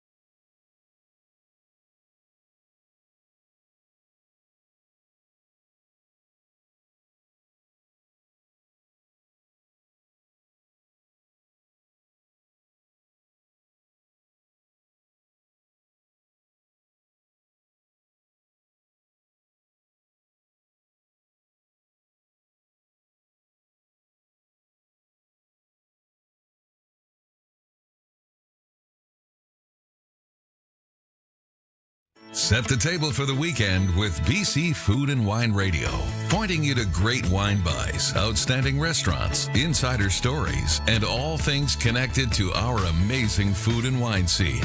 Listen every week as Anthony Gismondi sits down with top winemakers, star chefs, proprietors, and more from all over BC and around the world. Don't miss BC Food and Wine Radio with Anthony Gismondi, Saturday afternoon at 1, right here on CFAX 1070. CFAX Victoria, An iHeart radio station. If it's happening, it's here. CFAX 1070. Good morning, 7:32 on Thursday, July the 9th. A little cloudy today. Highs eventually hitting 20. Right now we're sitting at 15. Full forecast to come right now. The news begins, and here is Lisa Best. Thanks, Ryan, and good morning. A shocking story coming from the Times Colonist this morning. A Central Saanich family recovering after their two young sons were attacked by a large dog last week. Brianne and Chris Pennington out for a walk with their 7 and 3-year-old sons in Central Saanich on Canada Day when a Rottweiler bolted towards them from a property across the road. The dog started attacking the older boy first, biting his head and arms. The 3-year-old ended up losing half his ear when the dog charged at his mother, who was holding the boy at the time. The mom, Brianne, says the attack lasted several minutes. The family thanking neighbors who came to their rescue. The dog was seized by CRD Animal Control and euthanized, this according to the Rottweiler's owner. The younger boy is now facing surgeries to better repair his ear. Central Saanich investigators say there was no previous reports or dealings with this dog or its owner. RCMP near the Alberta-BC boundary have issued an Amber Alert for a 6-year-old boy. Police say Lanakai Morrison was taken Tuesday from a hamlet of Valhalla Centre, which is about 63 kilometres northwest of Grand Prairie. Police say Lanakai may be with his 35-year-old mother and her 35-year-old partner. Another child, a 4-year-old son, may also be traveling with them. Investigators looking for a black 2015 Toyota Tundra. They may not be on the island, of course, but it's always good to keep a lookout. Anyone who sees a vehicle like this or people who match the description are asked to call 911. Do not approach. One man has died in a motorcycle collision in the Duncan area. It happened around 9 Saturday night on the TCH near Mount Sicker Road. The southbound bike traveling southbound when apparently the rider lost control, the bike overturning in the ditch. The rider was pronounced dead at the scene. The BCGEU is mourning the loss of former President Stephanie Smith, who passed away Monday night. A statement from the union says Smith made history as the first woman elected president of the union in more than its 100-year history. She took office in 2014, served as president for a decade till 2024. Born in Montreal, Stephanie Smith was a mother of 2 and was living in Richmond at the time of her passing.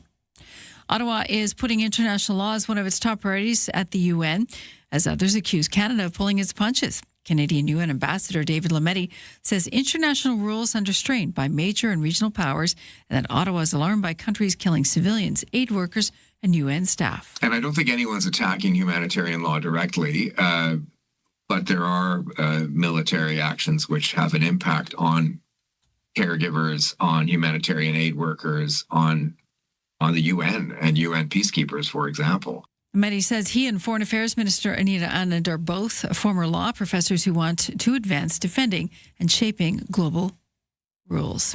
And a singer who became famous for her raspy powerhouse vocals has died.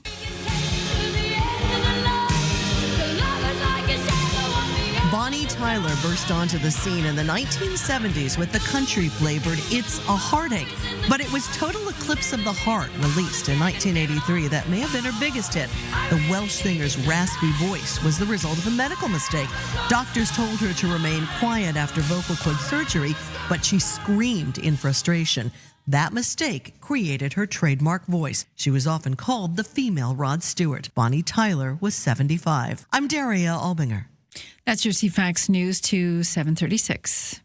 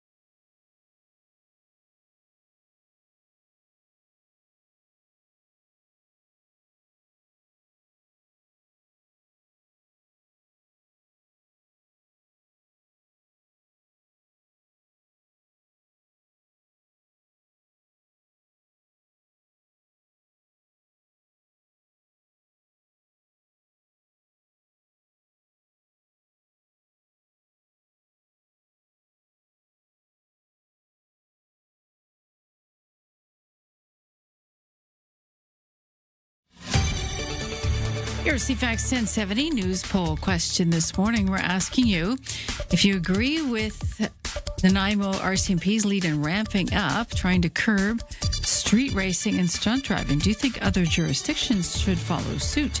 88% saying yes right now. You can vote at cfax1070.com. Also on the iHeartRadio app. I'm Lisa Best, your news time, 7:37. Thank you, Lisa. It's going to be cloudy today. Highs to hit 20 degrees, so a little cooler than it's been, but otherwise a fairly similar day to the last few. We'll get you the full details in a moment. Right now, over to the sports, starting on the local scene. Victoria Harbour Cats with a 5-0 shutout over the visiting Bend Elks last night.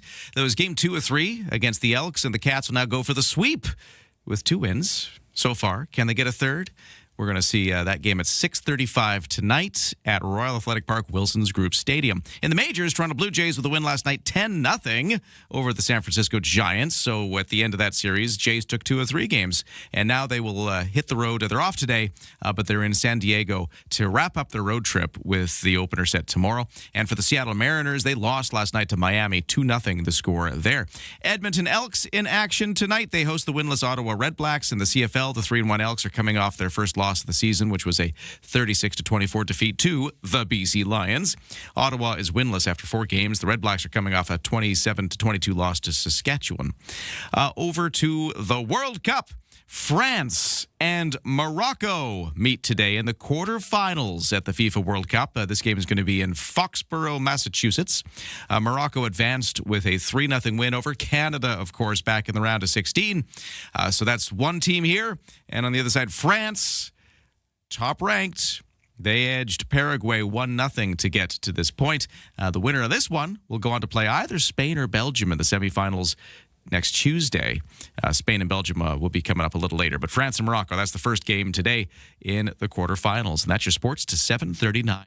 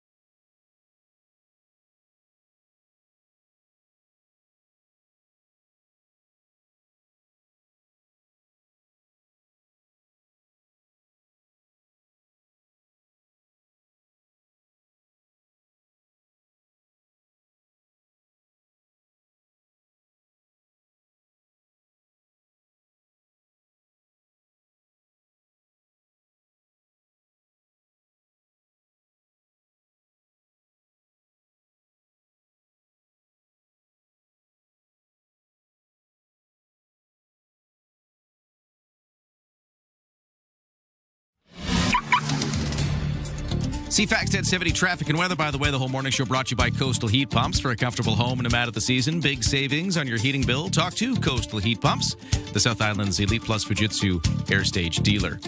On the roads, we continue to be looking very light for volume. I was mentioning earlier, it's only taking less than 25 minutes, it seems, to go from about the Costco area of Langford, so that's sort of Millstream and the Trans-Canada Highway, all the way into downtown Victoria.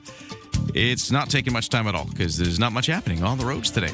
For BC Ferries, no sailing waits for the weather forecast. It is a mainly cloudy day with the wind off the Juan de Fuca Strait, highs of 20 degrees, a little cooler by the windy water. And tonight, a mainly cloudy night with lows down to 13. Tomorrow looks exactly the same. Saturday and Sunday could be a little on the sunnier side as the clouds start to part with a mix of sun and cloud and temperatures into the low 20s, but still very much similar to the rest of the week. It's a fairly stable forecast weather-wise for Greater Victoria. Here are the temperatures we're seeing right now. In Oak Bay, it is 13 degrees. In Brentwood Bay, it is 15 degrees. On the markets, S&P TSX continue to make a bit of a rebound after yesterday's losses, up 165 to 35,101. The Dow in New York is up 23 to 52,371. The Canadian dollar at 70.6 cents U.S., which is basically where it was yesterday, just down a thousandth of a cent. Ryan and Lisa. Mornings on CFAX 1070. Remember, you have us in the palm of your hand. For listeners on the go, listen live on the free iHeartRadio app. We love it when you join the conversation at 71010. And this texter at 71010 says, hey, any word on the bike and scooter share program for Victoria? Will we get a rent-a-bike program like Saanich and Colwood? Interesting texter that you bring that up. This actually is something I can answer. So the City of Victoria back at the end of June did make a choice because they were putting out that request for proposals saying, hey, we want bids for running a bike share program in Victoria. And we'd already seen this roll out in some other municipalities. For instance, Saanich, you mentioned Colwood there. There are a few others that I think Langford is involved with this as well. They have the Evolve e-bike share. Right. So these e-bikes you can get. Evo and Evolve. This is the BCAA one. So BCAA has, the Evo car share. Okay. This is their their version of bike share. And they already operate in Saanich and Langford and Colwood. Victoria, when they announced the winner of their bids, they went with a different company. They went with a company called Lime, which is a U.S.-based company. They have, go figure, you bright see them. lime bikes. Stand out, which is good. Yeah. Have you seen any of these yet? No. Because I don't think they announced the bid just at the end of June, and they said kind of later summer is when they were expecting to get them launched. So you might not see them yet, Texter, but they did make the choice, and I guess their work is now underway to set these things up. Okay. To be determined when they actually launch. It takes a while to roll these out. I mean, with all the bike lanes, you think it would just be a given that we get a program together. Yeah. Now, a couple of interesting things about this, though, Lisa. There's controversy. Of course there is. Can I tell you about the controversy? So since it's a different company than the neighboring municipalities, it means that you can't just do the thing that you can do with the Evo cars. Like if you start your journey, you find the car wherever it is, and you drive it, then you park it wherever you're going, and then you're done. Which is super handy. Super handy. But since Saanich and Langford and Colwood are now with a different company than Victoria, you can't just take an e-bike, in this case from, say, Colwood, take it into downtown Victoria and then leave it and be done with it because it's outside of its area. And so some people have been quite upset with this, that Victoria went a different direction and didn't just pick the same program because now it doesn't all mesh together. Yeah, that's a bit of planning that kind of went sideways, I would say. Yeah, now they say, city councilors say that it's just because this was a better bid. They had a request for proposals. They got to respect the process. This bid was better. But some people upset that they couldn't have just picked the one that meshes with everybody else. Well, I understand the whole about taking. I'd like to know the difference in the bids if that's ever made public, and I'd like to know, Okay, well, we need to get on board if we're going to allow people to transport. We can't have the battery die because you've hit the border of a community, basically. You can't, that's not good planning. Yeah. This texter says, oh boy, I have your, no, the texter's. That's different? It moved. Sorry. Anyways, oh boy, I have your Lime. I have Lime. They're great. Have your Evo. The problem with Victoria being the odd person out. How do you ride from one municipality to the other? Well, I mean, you can. You just can't end your trip in that municipality, which is the complaint.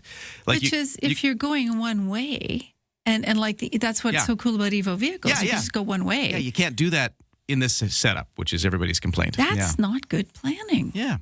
So anyways, thanks for the text, listener at 71010. That is sort of the situation as I know it. But the Lime bikes will be showing up on the streets of Victoria sometime this summer, they say. We just don't have the hard date yet. Just won't see them in Oak Bay or Saanich.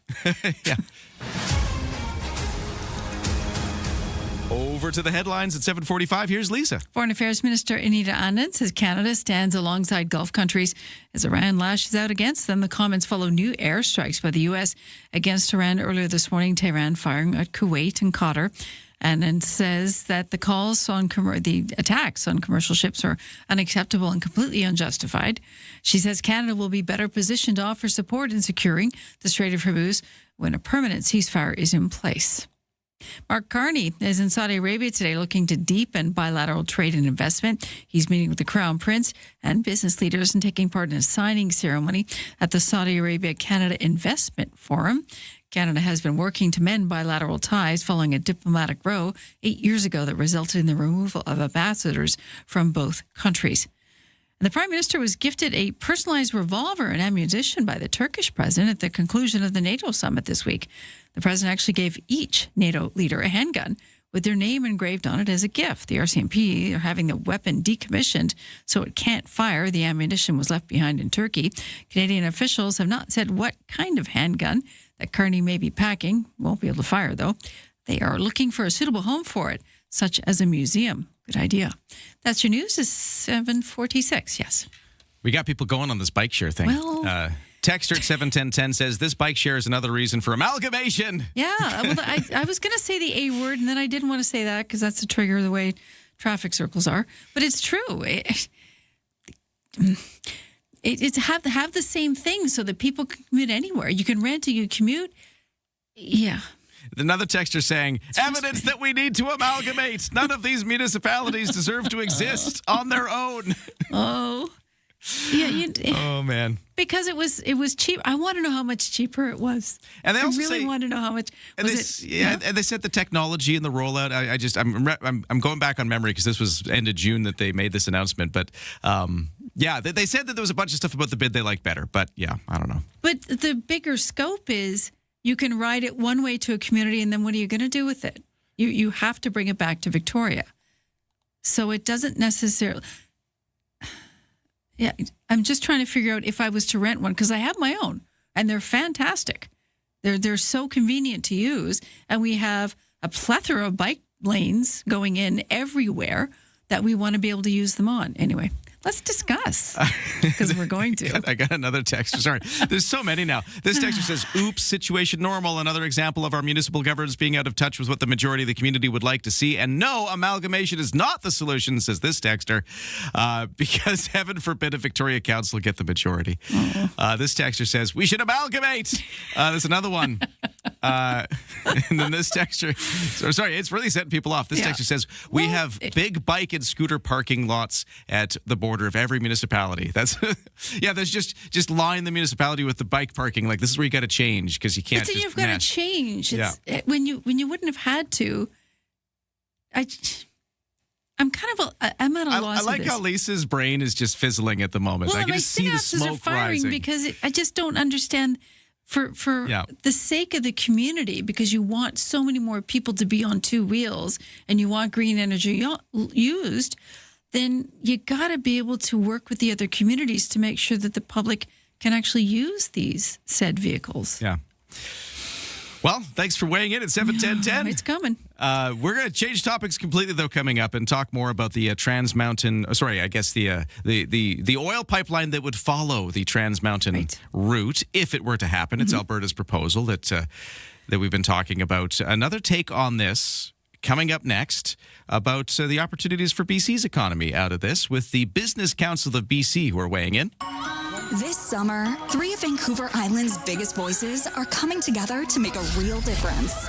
Get your tickets now for the Kids Count Mega Summer 50/50. Brought to you by 107.3 Virgin Radio, CFAX 1070, and CTV. In support of CFAX Santa's Anonymous all-new Kids Count program, supporting children beyond Christmas. The Mega Summer 50/50. Your chance to win big while giving back. Buy your tickets today at CFAX1070.com. Gaming event license 174660.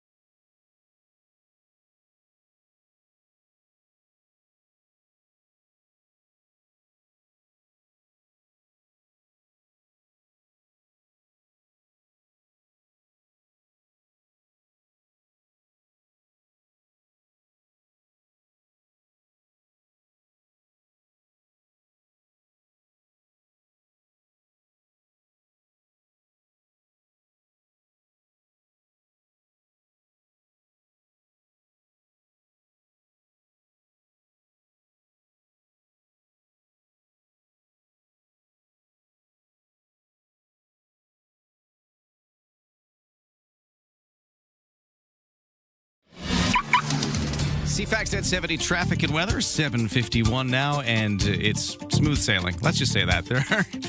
There's an easy commute ahead of you if you're heading anywhere around Greater Victoria right now. Not a lot of people on the roads. If you see anything otherwise, text me at 71010. For the weather forecast, we are looking at a cloudier day today, a little overcast, a little cooler, but not much. It's high of 20, cooler by the windy Juan de Fuca Strait. Lows tonight going down to about 13 degrees with mainly cloudy skies. And then tomorrow is the same forecast. And then the weekend is similar, just maybe a bit more sunshine as the clouds start to part. But really, we're not changing too much in the weather for the next few days. Right now, in downtown Victoria, the temperature's 14 degrees. Ryan and Lisa, mornings on CFAX 1070. Oversleepers, catch all the highlights on the latest audio podcast at CFAX1070.com and on the free iHeartRadio app. Yes, Alberta's proposed pipeline route, a southern route, which would follow the Trans Mountain pipeline route for the most part until it kind of continues on to the Point Roberts area terminal. That's the route that's being proposed. Yes, that route has been proposed. But what does it mean for BC? Other than having a pipeline over here, what opportunities could this bring to BC? That's the focus of my next guest. The Business Council of BC has been thinking about this, and the Director of Policy, Hiro Yunus, is joining us on the line. Sir, how you doing?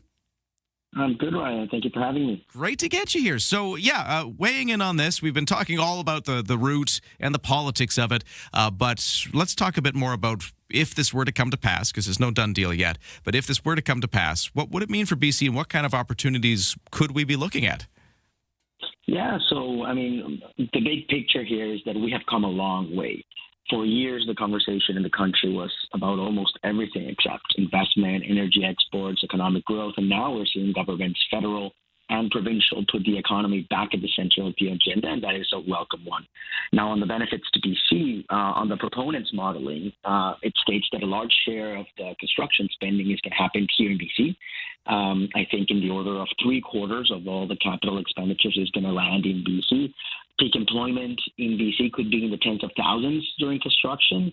There's also recurring benefit, things like property taxes to local governments. The submission estimates around $50 million a year in BC. That's money that flows to municipalities and regional districts. So but those are kind of the direct benefits for it. The more durable point for BC is the trade aspect of one. This is about turning our coast into a real gateway and giving Canadian producers more than one customer to sell to. Now, but does that part benefit BC? Because if Alberta is selling more oil to the world, I mean, the federal government and the Alberta governments would take some taxes off of that. How does BC benefit from being the port and the host of the pipeline for that? Well, it's important because the export earnings flow through BC. Yes, some of that will go to producers, some of that will go to the pipeline companies, but some of that stays here in BC because of all the ancillary services around the port. So all the logistic and transportation and warehouse services that serve that operation. So that's in addition to all this benefit of the construction spending landing in BC, all the electrical work, the engineering, the construction, the peak employment. You also have, like I mentioned, the recurring benefit of property taxes to local governments or regional districts. So it is quite beneficial for BC as well, and also the Canada-BC Cooperative Prosperity Agreement that was signed with the federal government. So it's all part of this newfound reset from the federal government and provincial governments of putting the economy back at the center of the debate. I want to talk more about that agreement in just a second, but one last question, because one of the things you mentioned is even like property taxes. And this is a silly question, which maybe is obvious, but I guess, the pipeline, wherever it runs, they would pay taxes in whatever municipality that is. Is that true? Yeah, absolutely. I mean, the proposed line runs roughly 1,200, I believe, kilometers from the Bruderheim area, that's just outside Edmonton, all the way to Robert Banks at Delta. So it's a big pipe. There's 11 pump stations. There's a delivery terminal. There's a receipt terminal. There's a marine terminal at the coast with 2 berths built for the largest crude tankers. So all of that infrastructure ends up paying property taxes to local governments. Okay, so you mentioned, too, there's an agreement between BC, Alberta, and Ottawa about, revenue sharing, but also risk sharing. Talk more about this agreement and how this sort of changes the equation for you. Yeah, I mean, I think the agreement between BC and the feds really builds momentum. and it signals that the province and the federal government are aligned. That improves the odds that major projects actually move from announcement to construction, and it's about BC's own priorities. There's LNG in that agreement, there's expanding electricity transmission, there's critical minerals, there's ports. So for us, at least it matters for three reasons. So, for example, these projects support new career opportunities for young people. They create the conditions for people to earn higher wages. They generate revenue that funds the services that British Columbians rely on. And when the federal and the provincial government actually work together, that is what it takes to get things built, to lowers political risk and tells investors that Canada is open for business. And finally, another benefit of this is that investments in ports, in transportation corridors, trade, what we call trade enabling infrastructure, improves our ability to ship what we produce to markets beyond the United States. And Ryan, after the 18 months we just had, that matters more than ever. Well, there's a take from the Business Council of BC. Director of Policy Hero Eunice is on the line as we take a look at what does it mean for BC? We've had the big national discussion about building this pipeline, but what kind of benefits could we be looking at if this thing comes to pass? It's still not a done deal yet, but they certainly made some big steps towards that recently with the latest announcements and agreements between the provinces and the federal government that we've been hearing about. Hey, thanks so much for joining us. I'm sure we'll have a chance to talk again as soon as this story unfolds, but thank you for this today. Thank you so much for having me, Ryan. Always a pleasure. We'll take a break. The 8 o'clock news coming up next on CFAX.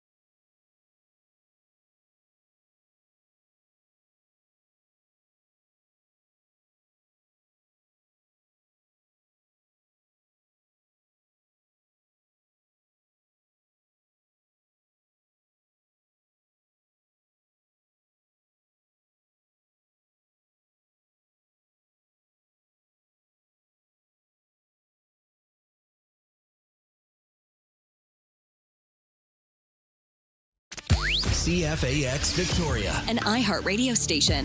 If it's happening, it's here. CFAX 1070. 8 o'clock on Thursday, July 9th. Good morning. Welcome to the day. We've got some clouds out there. They're not really going away today. We're going to stay mostly cloudy with the temperature eventually getting to 20 degrees. Cooler by the windy Juan de Fuca Strait.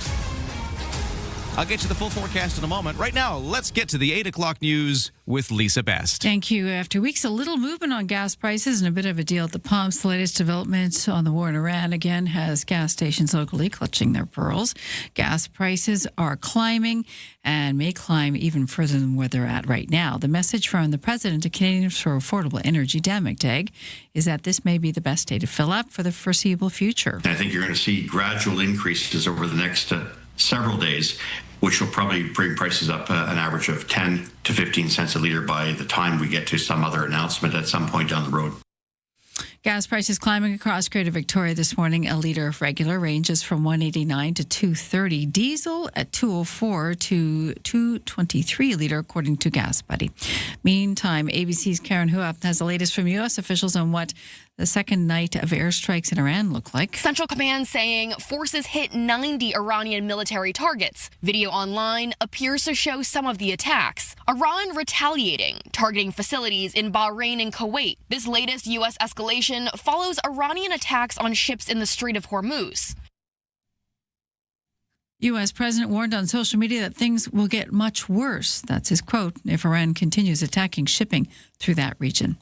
Meantime, there's praise for Trump at the summit that wrapped yesterday, the NATO summit in Turkey, despite several controversial moments of his interactions with other world leaders. CTV's Graham Richardson was there. Carney says U.S. President Donald Trump is pushing NATO to change. It's not just he's winning the argument, he's won the argument. Countries recognize that they need to take more responsibility, see the direct threats. Trump blasted Spain, threatening to cut off all trade with the United States. And Spain is a wasted cause. We don't want to do any trade business with Spain anymore. A short time later, it was all about unity with NATO allies. The unity in that room was incredible. The really love. It was sort of pretty wild.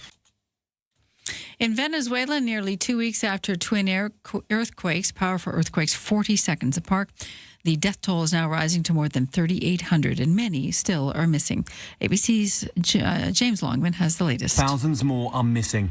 The country has relied almost entirely on foreign emergency assistance, like the $310 million from the US, as well as rescue teams to help find survivors. But they, like most international teams, are now gone. And while aid is still coming in, many areas are still without power, water, or food. On a lighter note, on a typical day, Google processes over 16 million online queries, but the number was much higher this week, peaking over the beautiful games underway. On Tuesday night, the world's most popular search engine crushed its own all-time record for searches per second. And it's no coincidence that it comes during World Cup play in North America. Google won't disclose precise numbers, but says the most searched term was Argentina versus Egypt. We got games coming up today. And Canadian pop star Justin Bieber is set to perform at the first ever World Cup halftime show. His 11-minute performance will be part of the show that will also feature Madonna, Shakira, and BTS. FIFA says the show is expected to have a couple billion people tuning in to watch. The World Cup final is scheduled for July 19th at MetLife Stadium in New Jersey. And speaking of singers, we've lost singer Bonnie Tyler. It's a holiday. Singer Bonnie Tyler, the Grammy nominee known for songs like It's a Heartache, has died at age 75. Tyler's family says she died unexpectedly in a hospital in Portugal where she had a home and was being treated for an illness. In May, Tyler had emergency intestinal surgery and was placed in an induced coma, but had been improving. Tyler earned 3 Grammy nominations, and her song Total Eclipse of the Heart has had more than 1 billion streams. Bonnie Tyler dead at age 75. I'm Donna Warder. That's your CFAX News to 8:05.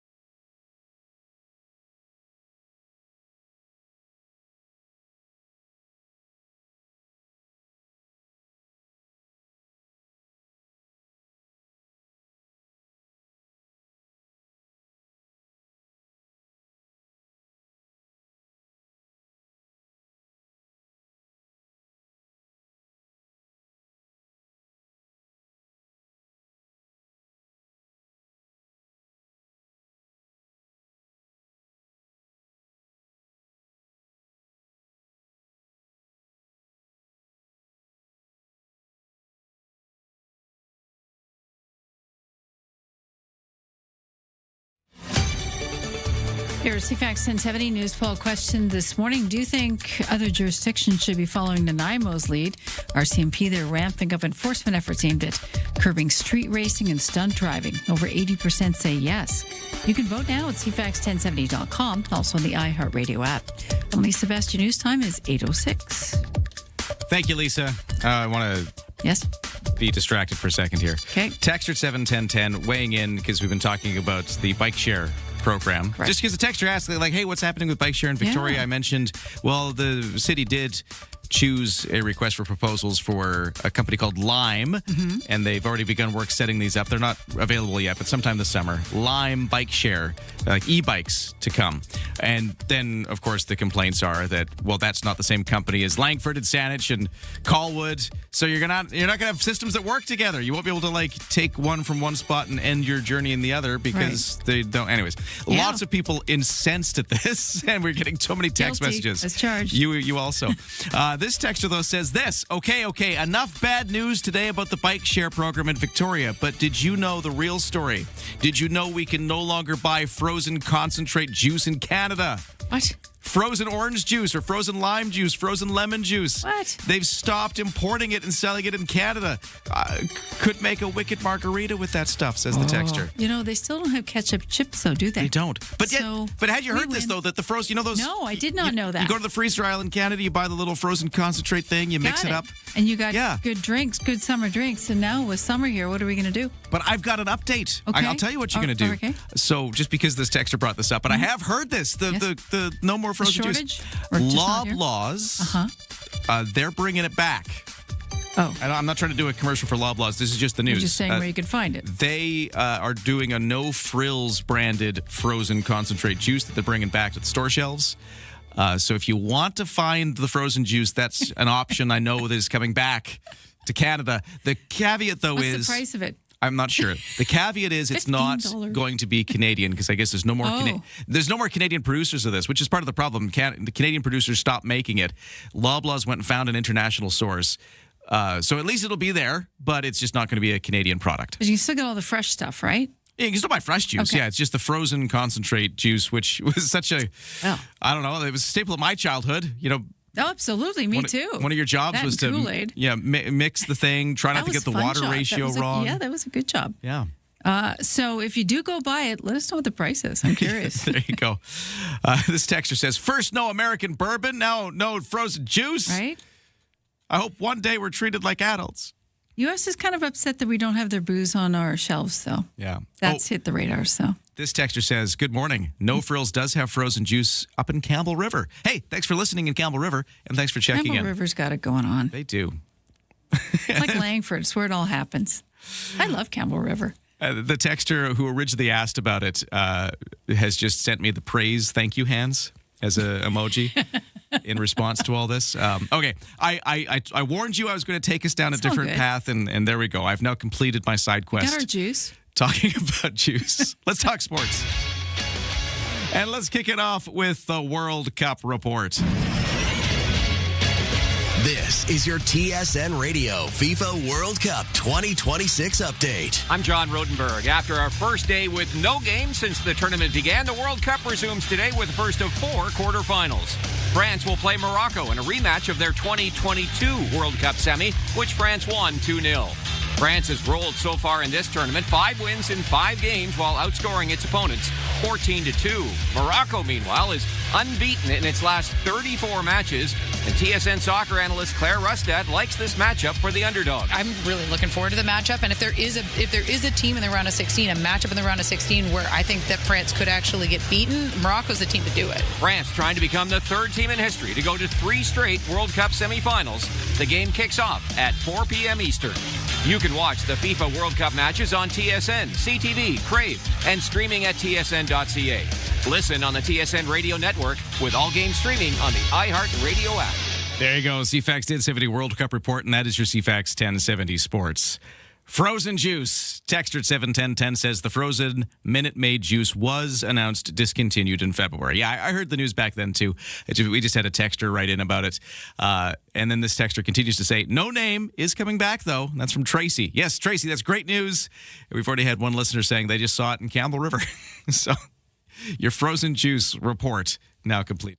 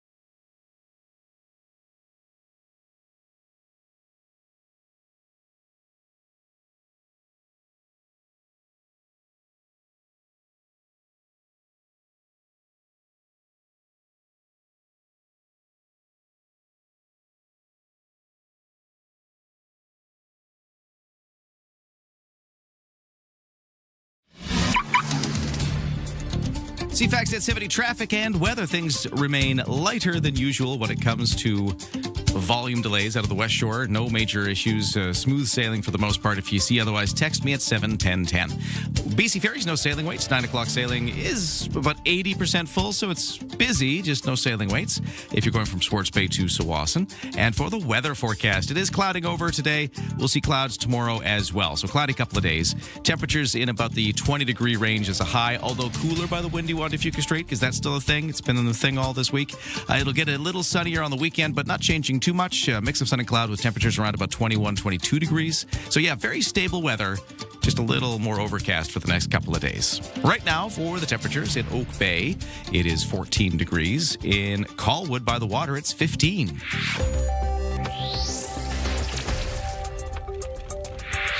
On the markets, S&P TSX up 221 now as the rebound continues, up to 35,157. The Dow is up 82 to 52,430. Canadian dollar at 70.6 cents US, which is exactly where it was yesterday. Just the momentum has changed. It's now up 0.003 of a cent instead of being down 1,000th of a cent. You're really splitting hairs today. It's where's the momentum going? But otherwise, the dollar is exactly where it was, unchanged. CFAX Morning Show brought to you by Thrifty Foods, where fresh Okanagan cherries are now in season. They're big, they're juicy, they're packed with sweet summer flavor. You can pick some up today at Thrifty Foods. What are the limits of human knowledge? Welcome to the Nerd Lab. Yes, science. CFAX science stuff. Science, yeah. Blinded me with science. I don't know what that means. With Ryan and Lisa. Yeah, it's time to get into the Nerd Lab. Where are we going with this today, Lisa? He realized it fizzled quickly. He's like, what are we talking about here? Yeah, what's going on? What are we doing? I was giving you options here. Do you want to talk about anger issues and what it does to you? Or do you want to talk about some sleep tips? Ooh, I want sleep tips. Okay. I'm not feeling angry today. I'm actually feeling really good. Feeling good, right? I feel like Feeling sleep. strong? Okay. Sleep is what I want to talk about. Don't talk about traffic circles or bike lanes or e-scooters or Lime. Yeah, Okay. exactly. Yeah. So, do you sleep with an air cleaner? Oh, I do. Yes. Okay, because studies have been said that that increases your intelligence just an iota. So, like you're talking about the dollar being up or down just slightly. Yeah. It increases your intelligence just slightly. So if you sleep with an air cleaner on in your bedroom at night. Really? Now, what does that have to do with my intelligence? I don't know, but that was part of the research that we presented before. The one I want to hit on here is, do you sleep with scents? You know, we talk about scented rooms and maybe a candle burning, or people put lavender in their room, or the smell of citrus. Depends on what you like. Smell, that connection with your brain's olfactory system, is directly linked to regions responsible for learning and emotion.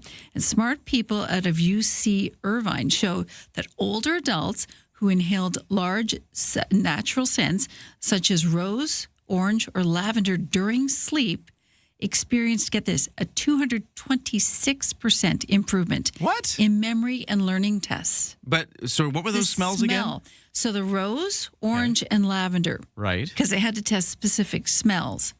Participants were exposed to different fragrances nightly over several months, leading to stronger neural pathways involved in cognition. The findings suggest that the scent stimulation during sleep can enhance your brain's plasticity without drugs or invasive treatments.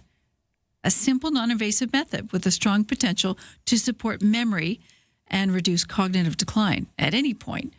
So, sleep with scent in your room. So the scents that they studied that went right off the charts were rose, orange, and lavender. I wonder if lavender grows wild in Victoria. What about the scent of dog?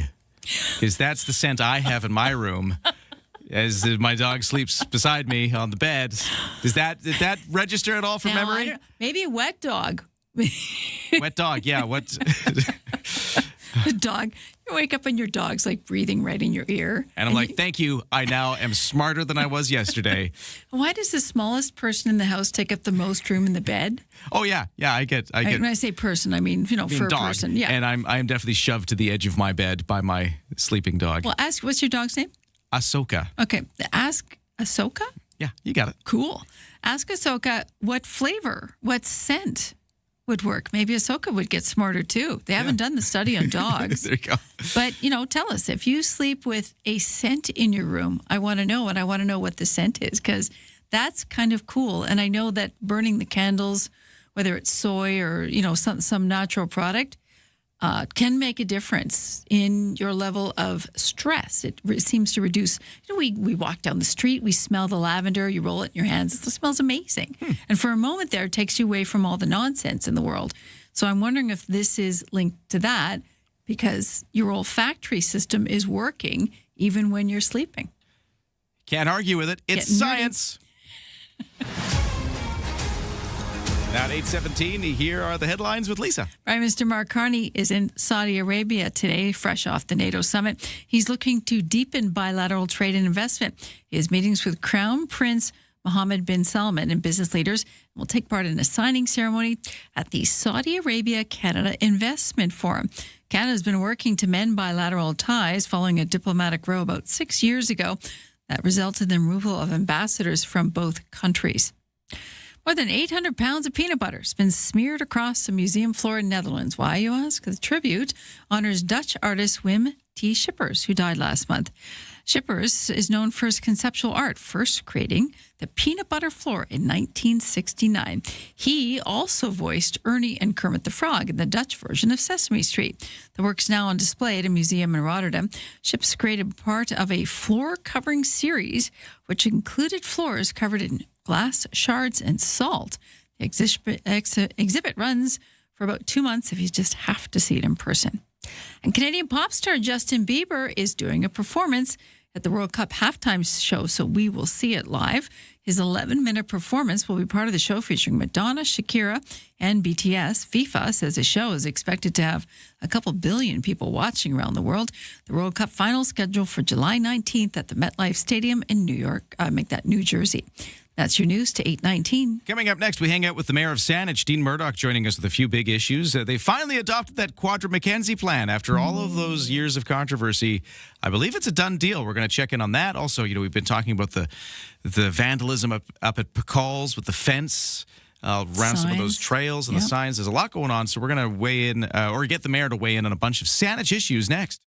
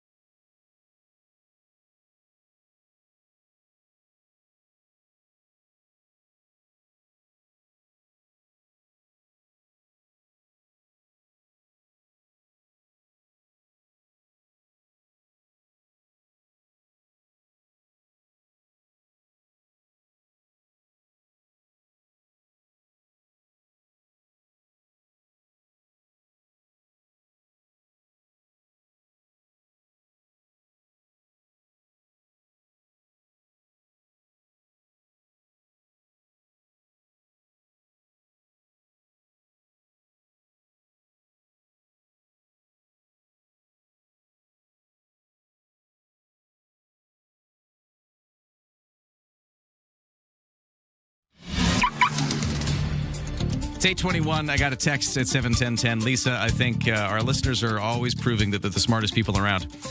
You were talking about how science has shown... Very good-looking people, too. In our science stuff a few moments ago, in our nerd lab, you said science has shown that sleeping with certain scents in the room, like rose scent or lavender scent, can actually help your memories memory retention and that stuff. Yep. And I mentioned, well, I got a dog beside me, so that's what I smell. And Texter says, well, Ryan, how about shampooing your dog with one of those scents? There you go. That's the solution. That's actually pretty good. Lavender-scented dog shampoo is the solution to my problem. I'd be coming over and sniffing your dog. A rose would be nice, too. Is your dog male or female? Female. Oh, yeah, any of Rose those scent? would work. Citrus would be kind of cool. Citrus dog. Yeah. Since we can't get the juice. By the way, my sister says they have a container. They do? Yeah. Like For an old one that's been sitting around? In the freezer Yeah. of frozen juice. $50 for the first person who wants it. Steal. We'll start a black market for remaining Orange juice. frozen concentrate. There Anyways. was one at one point, though. Yeah.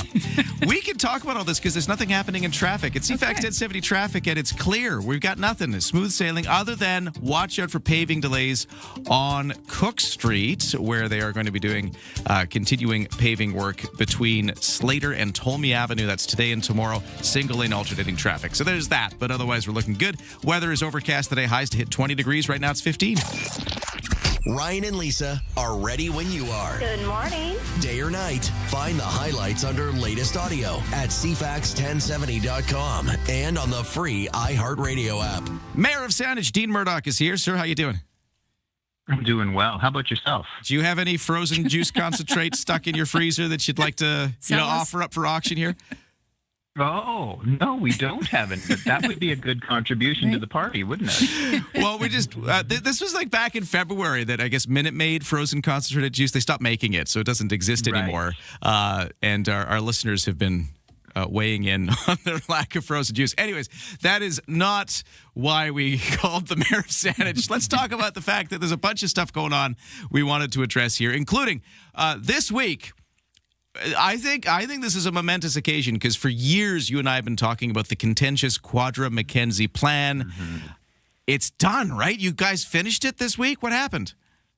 That's right. So we had a public hearing on the plan several weeks back, which took us through 3 readings, and final reading is what seals the deal and approves the plan. That took place on Monday night. So the Quadra Mackenzie plan has now been officially adopted into our official community plan after 2.5 years of multiple iterations and public consultation. The document's very different from what it looked like when we got started, but, I think that's the product of a very engaged citizenry that got involved in the process and really helped us shape the future vision for those 2 corridors. How far away is it from where you started? The thing that's now fully adopted, how different is it from the first version? Well, there were multiple changes that took place. Of course, the big controversy early on was the inclusion of dedicated transit lanes on Mackenzie. That was pulled out of the plan. It doesn't mean rapid transit goes away on Mackenzie, but we will go about planning that process differently. Changes to bike lanes on Quadra. A lot of changes regarding the height and density along both corridors. The size at the center at Quadra and Mackenzie changed multiple times. It went from 12 to 18 to 24 and back down to 18 stories as a max. So a lot of things have changed, but I think we're better positioned for the future of Saanich and growth in those 2 corridors, so that more people can find a home and access the services and amenities that they need as we continue to grow. And I look forward to that vision being realized over the next 5, 10, 20 years. It's been sometimes a heated conversation in Saanich, but they finally have adopted the Quadra Mackenzie plan. So I just wanted to mark that moment. I feel like that was a moment that needed to be said, and we can put that to Momentous. bed. Yeah, yeah, really.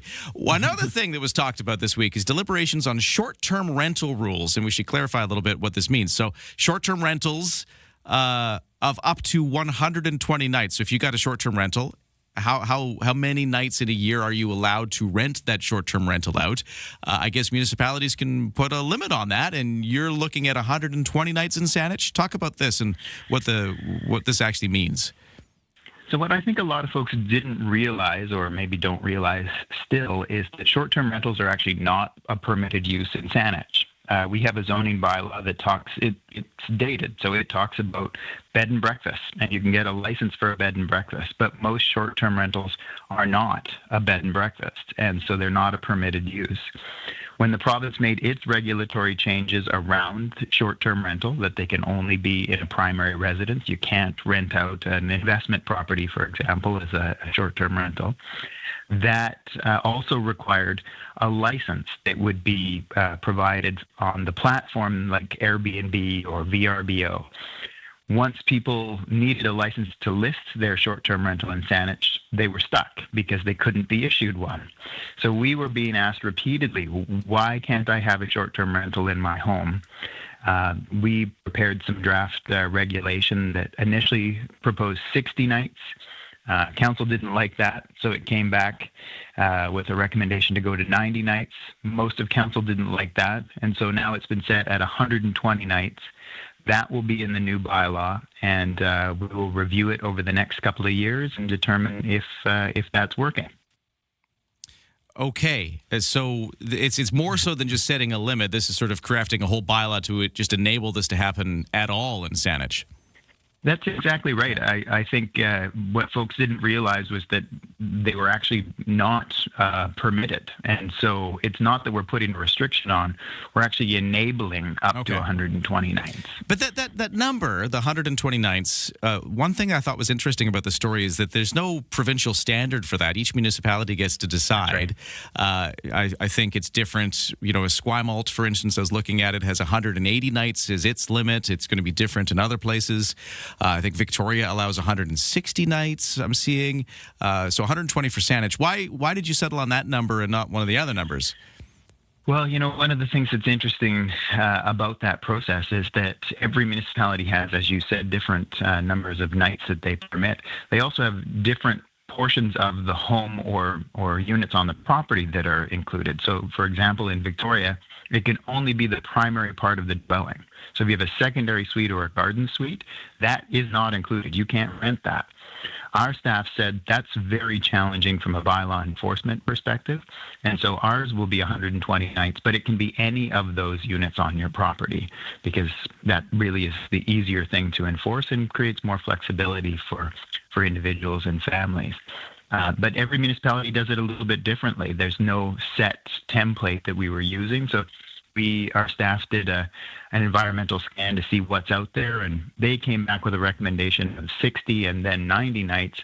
Council determined that they wanted to be a little more flexible and went for 120 nights. All right, so that's where we're sitting at. It's not a done deal yet. You still have to pass all the bylaws, and the things still have to get finalized. So I guess, don't come applying for it just yet, but it's still in the works, and maybe by next year, this could be a thing that's done and open? Yeah, that's certainly our hope. I think from a bylaw perspective, we can move fairly quickly.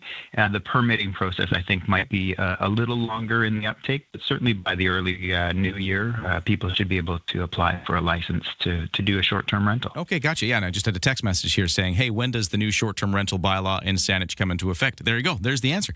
Mayor Dean Murdoch of Saanich, we're right at a time, though. Thanks so much for joining us today, and good luck with this. Thanks so much. All right, we'll take a break. 8:30 News next on CFAX. Where the noise stops and the conversation begins. Hey, it's Friday. Welcome to the Graham Richardson Show. The stories that shaped your week aren't just headlines. They are the moments we live through and the decisions that change what comes next. Let's take a closer look at that together. It's national conversations. From major policy shifts to the fun, unexpected trends and friends everyone will be talking about. It is intelligent, unpredictable, and completely Canadian. Stay informed. Stay ahead. The Graham Richardson Show. Friday morning at 9 a.m. right here on CFAX 1070.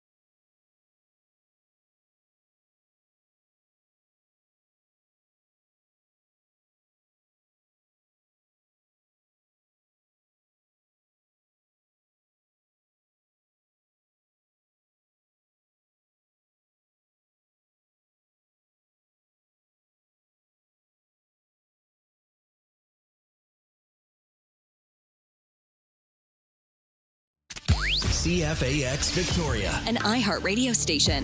If it's happening, It's here. CFAX 1070. It's 8:32 on this Thursday, July 9th. A little cloudy today. Right now, 15 degrees. We'll get you a full forecast in a moment.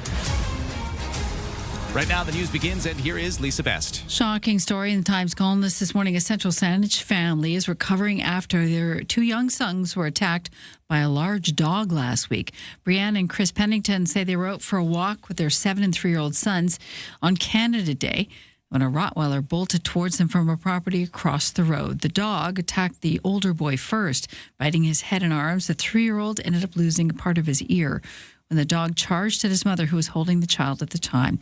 The mom, Brianne, says the attack lasted several minutes. The family is thanking neighbors who heard their screams and came to their rescue. The dog was seized by CRD Animal Control and apparently put down.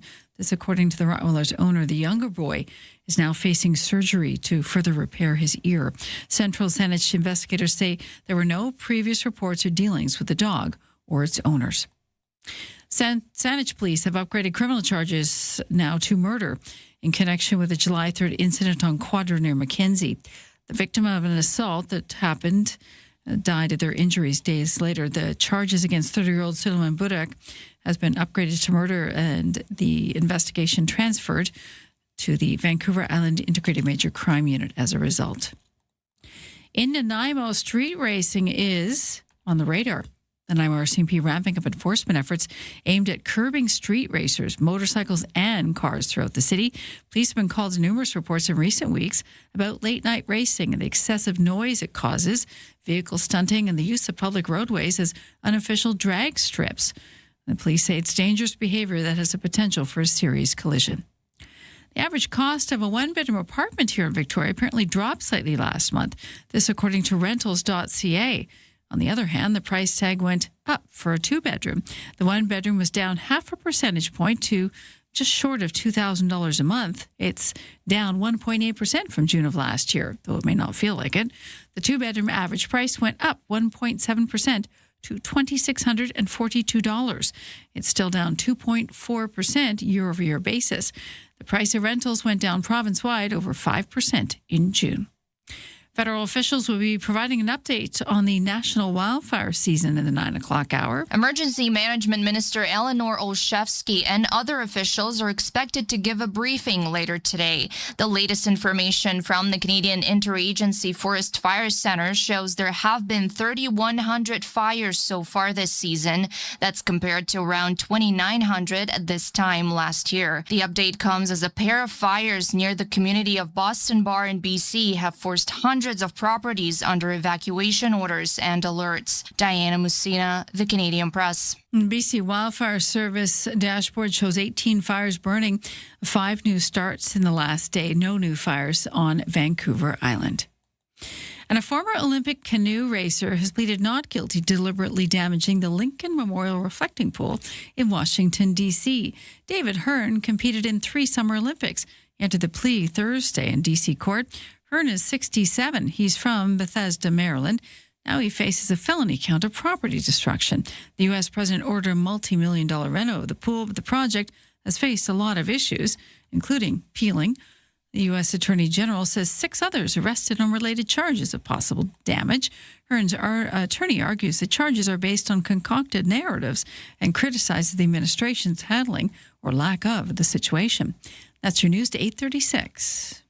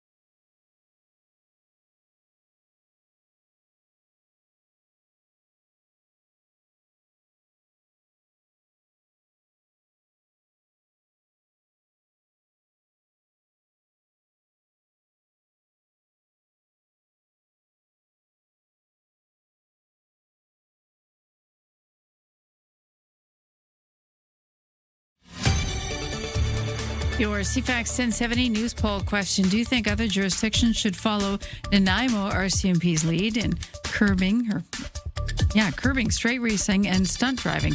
They are ramping up enforcement in that city. 88% say yes, we should be doing more. You can vote at CFAX1070.com, also on the iHeartRadio app.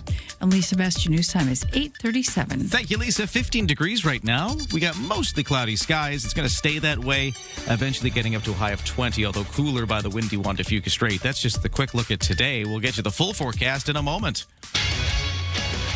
Right now, over to the sports. And for local sports, the Victoria Harbour Cats with a 5-0 shutout over the visiting Bend Elks. That was at Royal Athletic Park, Wilson's Group Stadium last night. It was game 2. So the Cats have taken 2 of them now. And could they go for the sweep? We'll see tonight.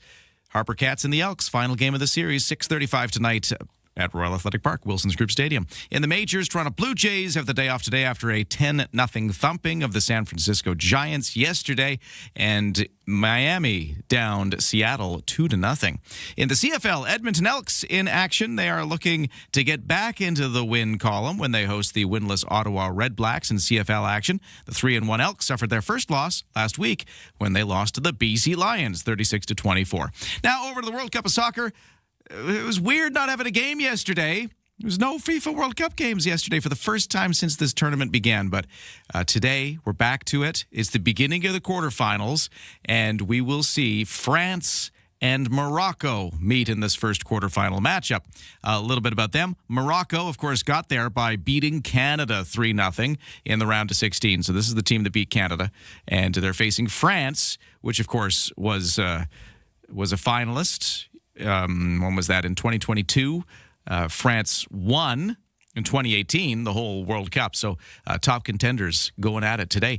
And that is your CFAX 1070 Sports to 8:39.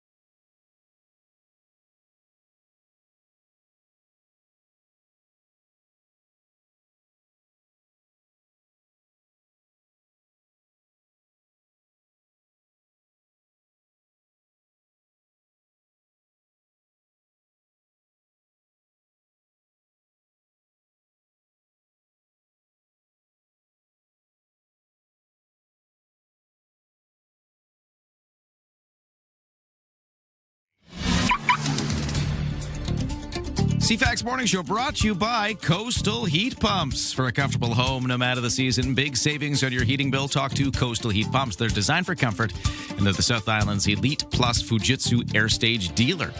On the roads, it continues to be a very easygoing commute as far as the West Shore is concerned. Coming into Victoria, it's very smooth sailing, not a lot of volume delay. We do have the paving work to, again, mention. This is Cook Street between Slater Street and Tolmie Avenue. It's on now. It's going until 7 p.m. There'll be single-lane alternating traffic with some paving work there. And it's going to happen again tomorrow, same time frame. So watch out for that paving stretch there. And for the weather forecast, we are looking at a day that's going to be mostly overcast. You could see the odd sunny break, but an overcast kind of day. Temperatures reaching a high of 20, but cooler by the windy Juan de Fuca Strait. Tonight, lows to 13 with the clouds and with the breeze off the water. Tomorrow, same forecast again. Just take today and repeat it. It's going to get a little sunnier on the weekend, but really not changing too much. It's been a very stable set of weather, and we're kind of just in that sort of mix of sun and cloud, little wind, temperatures in the low 20s. We're just sort of staying there for the next few days. Right now, in Saanich by the University of Victoria, 15 degrees is the temperature I'm seeing. In Brentwood Bay, it's 16. On the markets, S&P TSX still making gains, up 232 after yesterday's losses, currently sitting at 35,168. The Dow is up 132 to 52,480. The NASDAQ up 198 to 26,069. So kind of gains across the board there. Canadian dollar at 70.6 cents US. Ryan and Lisa, mornings on CFAX 1070. We love it when you join the conversation at 7-10-10. We got some texts regarding a few of the topics we've been talking about, like frozen concentrated orange juice. Texter here. That was not on my bingo card today. It was just random things that happened. Texter asked about it, and we were getting all these great stories like this texter at 71010 who says, I've got to get where'd it go? It was right there. It's gone now forever. It's in front of me. I know. It does that, doesn't it? Okay, I'm going to find that. Oh, there it is. Sorry. Okay. Just because we've had so many text messages, texters are all over the place today with our stories. Say lime. Here it is. Yeah, we're talking about anyways, don't even. Okay, hang on. I got to stay focused. Good morning, says the texter. When I was a kid, my dad would take the tin of frozen juice out. Yeah.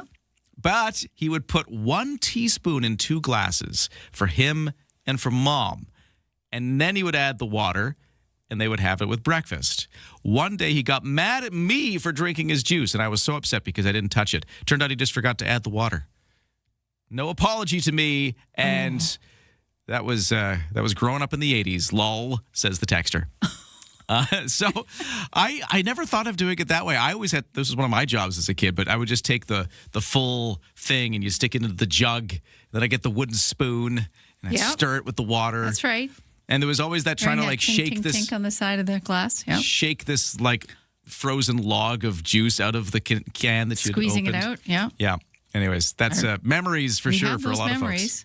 This texter, totally different topic. Yes. You were mentioning in our science stuff, in our nerd lab, that certain scents can help memory retention if you have them in your bedroom when you sleep. Stop cognitive decline as well, yeah. This texter says, I already knew about the benefits of air purifiers and of those scents like rose, lavender, and citrus in different rooms. I use mostly lavender in my bedroom.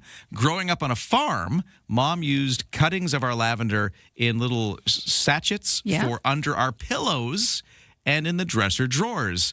I use rose or citrus in other rooms. Japanese peppermint scent oil is also very nice. Thanks. Oh. That's a lot of great ideas. Eucalyptus is one, too. I don't know if it makes you smarter, but it's a great smell. Yeah. A lot of people hang eucalyptus in their shower. Oh, really? And fresh eucalyptus, you can obviously grows wild here, and you can buy it. And a bunch of that hanging in your shower upside down, and the steam hits it. It really breaks up the scent? It's like a, spa hack. Interesting. For for no price. Doesn't cost you a thing. Hey, thanks so much for joining the conversation at 7:10:10. All right, it's 8:45. Time for the headlines. Here's Lisa. Thank you. We begin with the New York Times and the Daily News and other media outlets asking a federal judge to impose sanctions on OpenAI. The newspapers allege the company is hiding evidence related to copyright infringement trial over how their AI technologies were trained using millions of news articles. We got the same problem underway here in Canada. In the case involving the biggest copyright settlement so far, OpenAI rival Anthropic agreed to pay book authors $1.5 billion for training its chatbot Claude on their pirated works. OpenAI has not immediately responded for a request of comment. Researchers in Texas are sending hundreds of grape seeds to the ISS, the International Space Station. They'll be spending 6 months in space exposed to cosmic radiation. When the seeds come back, they'll be grown and turned into wine. The goal, researchers say, is to create an out-of-this-world vintage and also create more resilient, adaptive, and productive plants. The joke is it'll be a glass to go to space for. And a young bald eagle is back at its perch in Beacon Hill Park after it fell from the nest. City of Victoria crews called in Wild Ark to check the bird out and used a bucket truck to return the bird to its family. The fledgling was found on the ground beneath the well-known nest earlier this week, prompting staff to reach out for advice. Full examination found the eaglet was in good condition. It had no significant injuries. That's your news to 8:47. I think it's about time we got sports guy Steve into the picture. I wonder what his thoughts are on concentrated frozen orange juice. Boy. Okay, but he's also got sports on the mind. It's the quarterfinals of the World Cup. We're into a brand new stage of this. Let's get some thoughts on that and more in just a moment. Another texter bringing up that, hey, by the way, No Name Frozen OJ is returning this fall to Loblaw stores. Yes, we've had that tip, and that's great to mention that for anybody lamenting the fact that things to look forward to. We don't have the frozen concentrated orange juice or other juices as we used to. Coming back to Loblaw's stores under the No Name, No Frills brand. Is this a tariff thing? Well, my understanding is it's really simply just that a lot of the manufacturers of this stuff have stopped making it because the demand had fallen. Because we go for fresh now? I don't know what it is, or we just don't drink juice as much as we used to. Whatever the reason, manufacturers have been discontinuing Just don't do the frozen kind. Okay. Nobody in Canada makes it anymore. They used to. Well, we need it for our mixed drinks. Well, that was actually the very first text that kicked this. This is why we're even talking about it. This texter was like, I used to make margaritas out of this stuff. What am I supposed to do now? That's kind of where this all started. Our first world problems. I love it. Okay. Sports guy Steve. Yeah. What's his OJ situation? We're going to get into that next. From CFAX 1070. Here's what's happening around the island. Broadway Victoria presents Kinky Boots, coming to Royal Theatre from July 7th through 12th. Get your tickets at rmts.bc.ca. Catch all the excitement of summer baseball with the Victoria Harbour Cats. More info at harbourcats.com. Get more event info at cfax1070.com. If it's happening, it's here. CFAX 1070.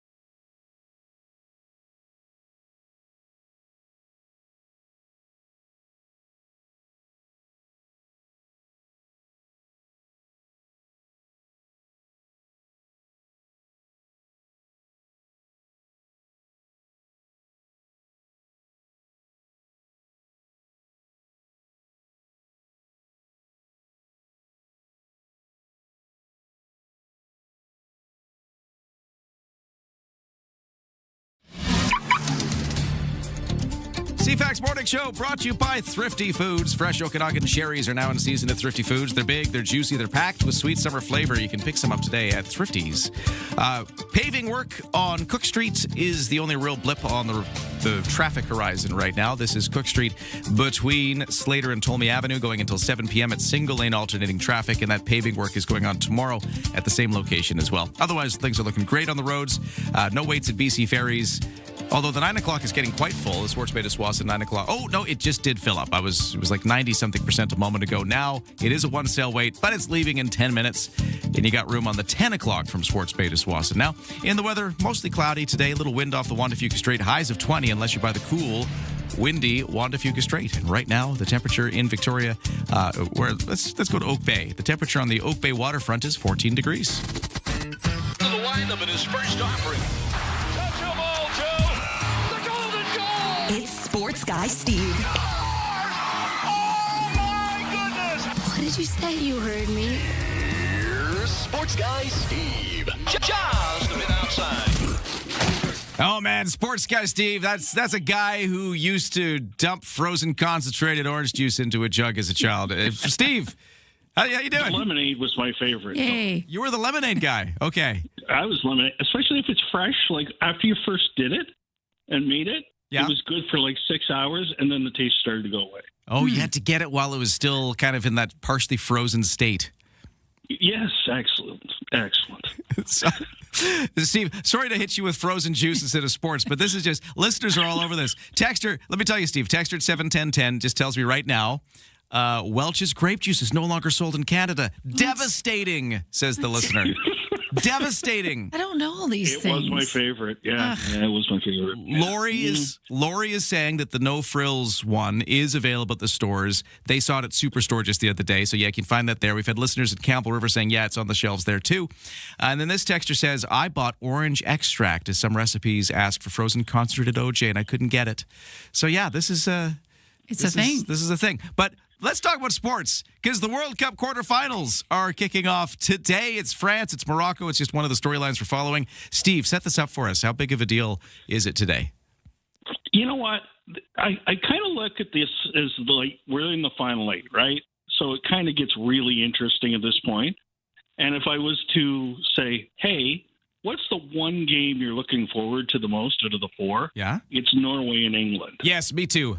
Now, just because England is the team I'm following now that Canada's out, and Norway is fascinating. The fans are amazing. There's Holland, this guy, he's just bizarre human being that is just, I can't stop like watching him. He's just so weird to watch. But yeah, that's going to be a star matchup for sure. Yes. Today, though, Morocco's leading scorer not going to play. Really? Why? Yes. So he got hurt against us. So not playing. That obviously makes a difference.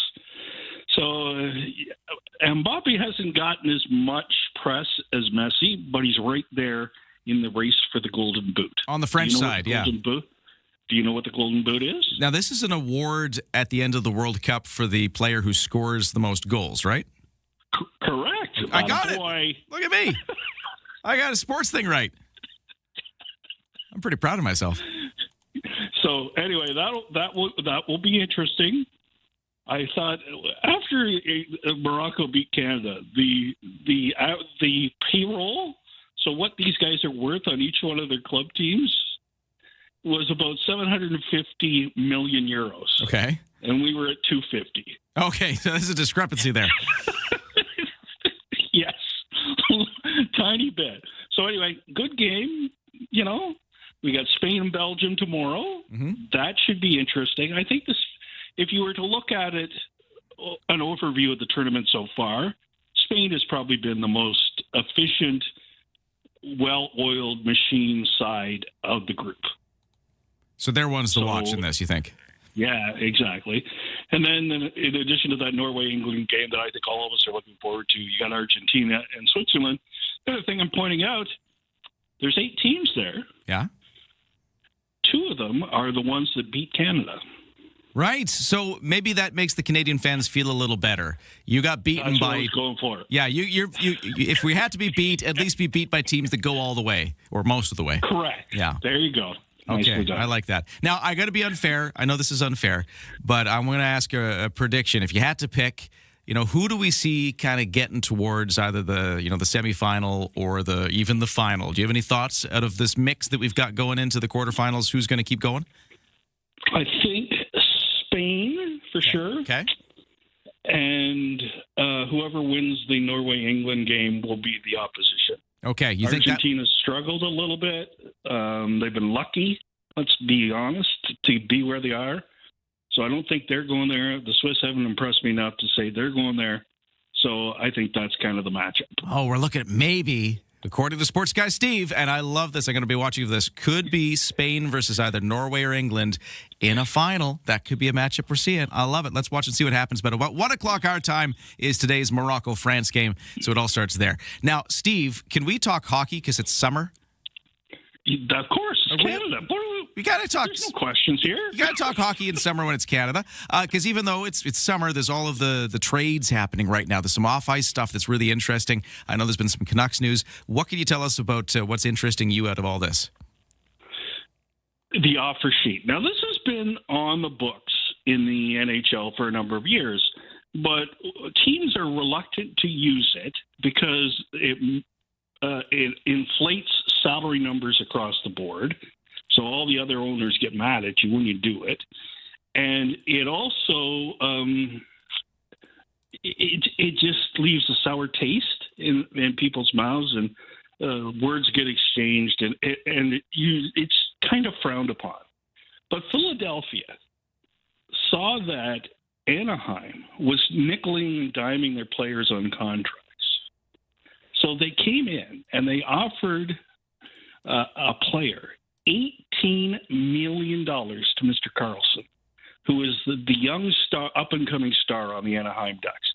$18 million a year. Connor McDavid makes 12, okay? Just for comparison's sake. Okay, yeah. So the problem with 18 is the team that signs the offer sheet basically says, we will give you 4 first-round draft picks. We're taking this player. the team, the Ducks in this case, have a chance to match the $18 million, and they get the player. They keep the player. The problem is that throws your salary cap and your structure and your team out of whack completely. So that usually leads towards Israel. So Anaheim probably doesn't want to pay $18 million. So they're looking at deals about, okay, I can walk away and have the first round draft pick. I'll trade the first round draft pick, the 4 picks, for a player, opening up an opportunity for teams like the Canucks. And I'm not saying that Anaheim's interest. It's just a scenario. You've got an $11 million player on the Canucks that has a history of being good till the last 2 years. Do you take the 4 draft picks, send 1 or 2 of them to Vancouver in order to replace the guy you're going to lose because you can't afford $18 million because there are 2 guys on that other team that are going to want $18 million too because they're just as good as he is? You understand how it's levels. Like, one thing affects another, which affects another. It just cascades down. Sportscast Steve on really tough decisions. Yeah, on the offer sheet. Steve, we got to go. Leave it there, though. I feel like there's more to unpack there. We should talk about that more. Okay, take care. All right, sorry to cut you off, but we got to go because that's it for us today. Thanks for listening, everybody. We'll talk to you tomorrow.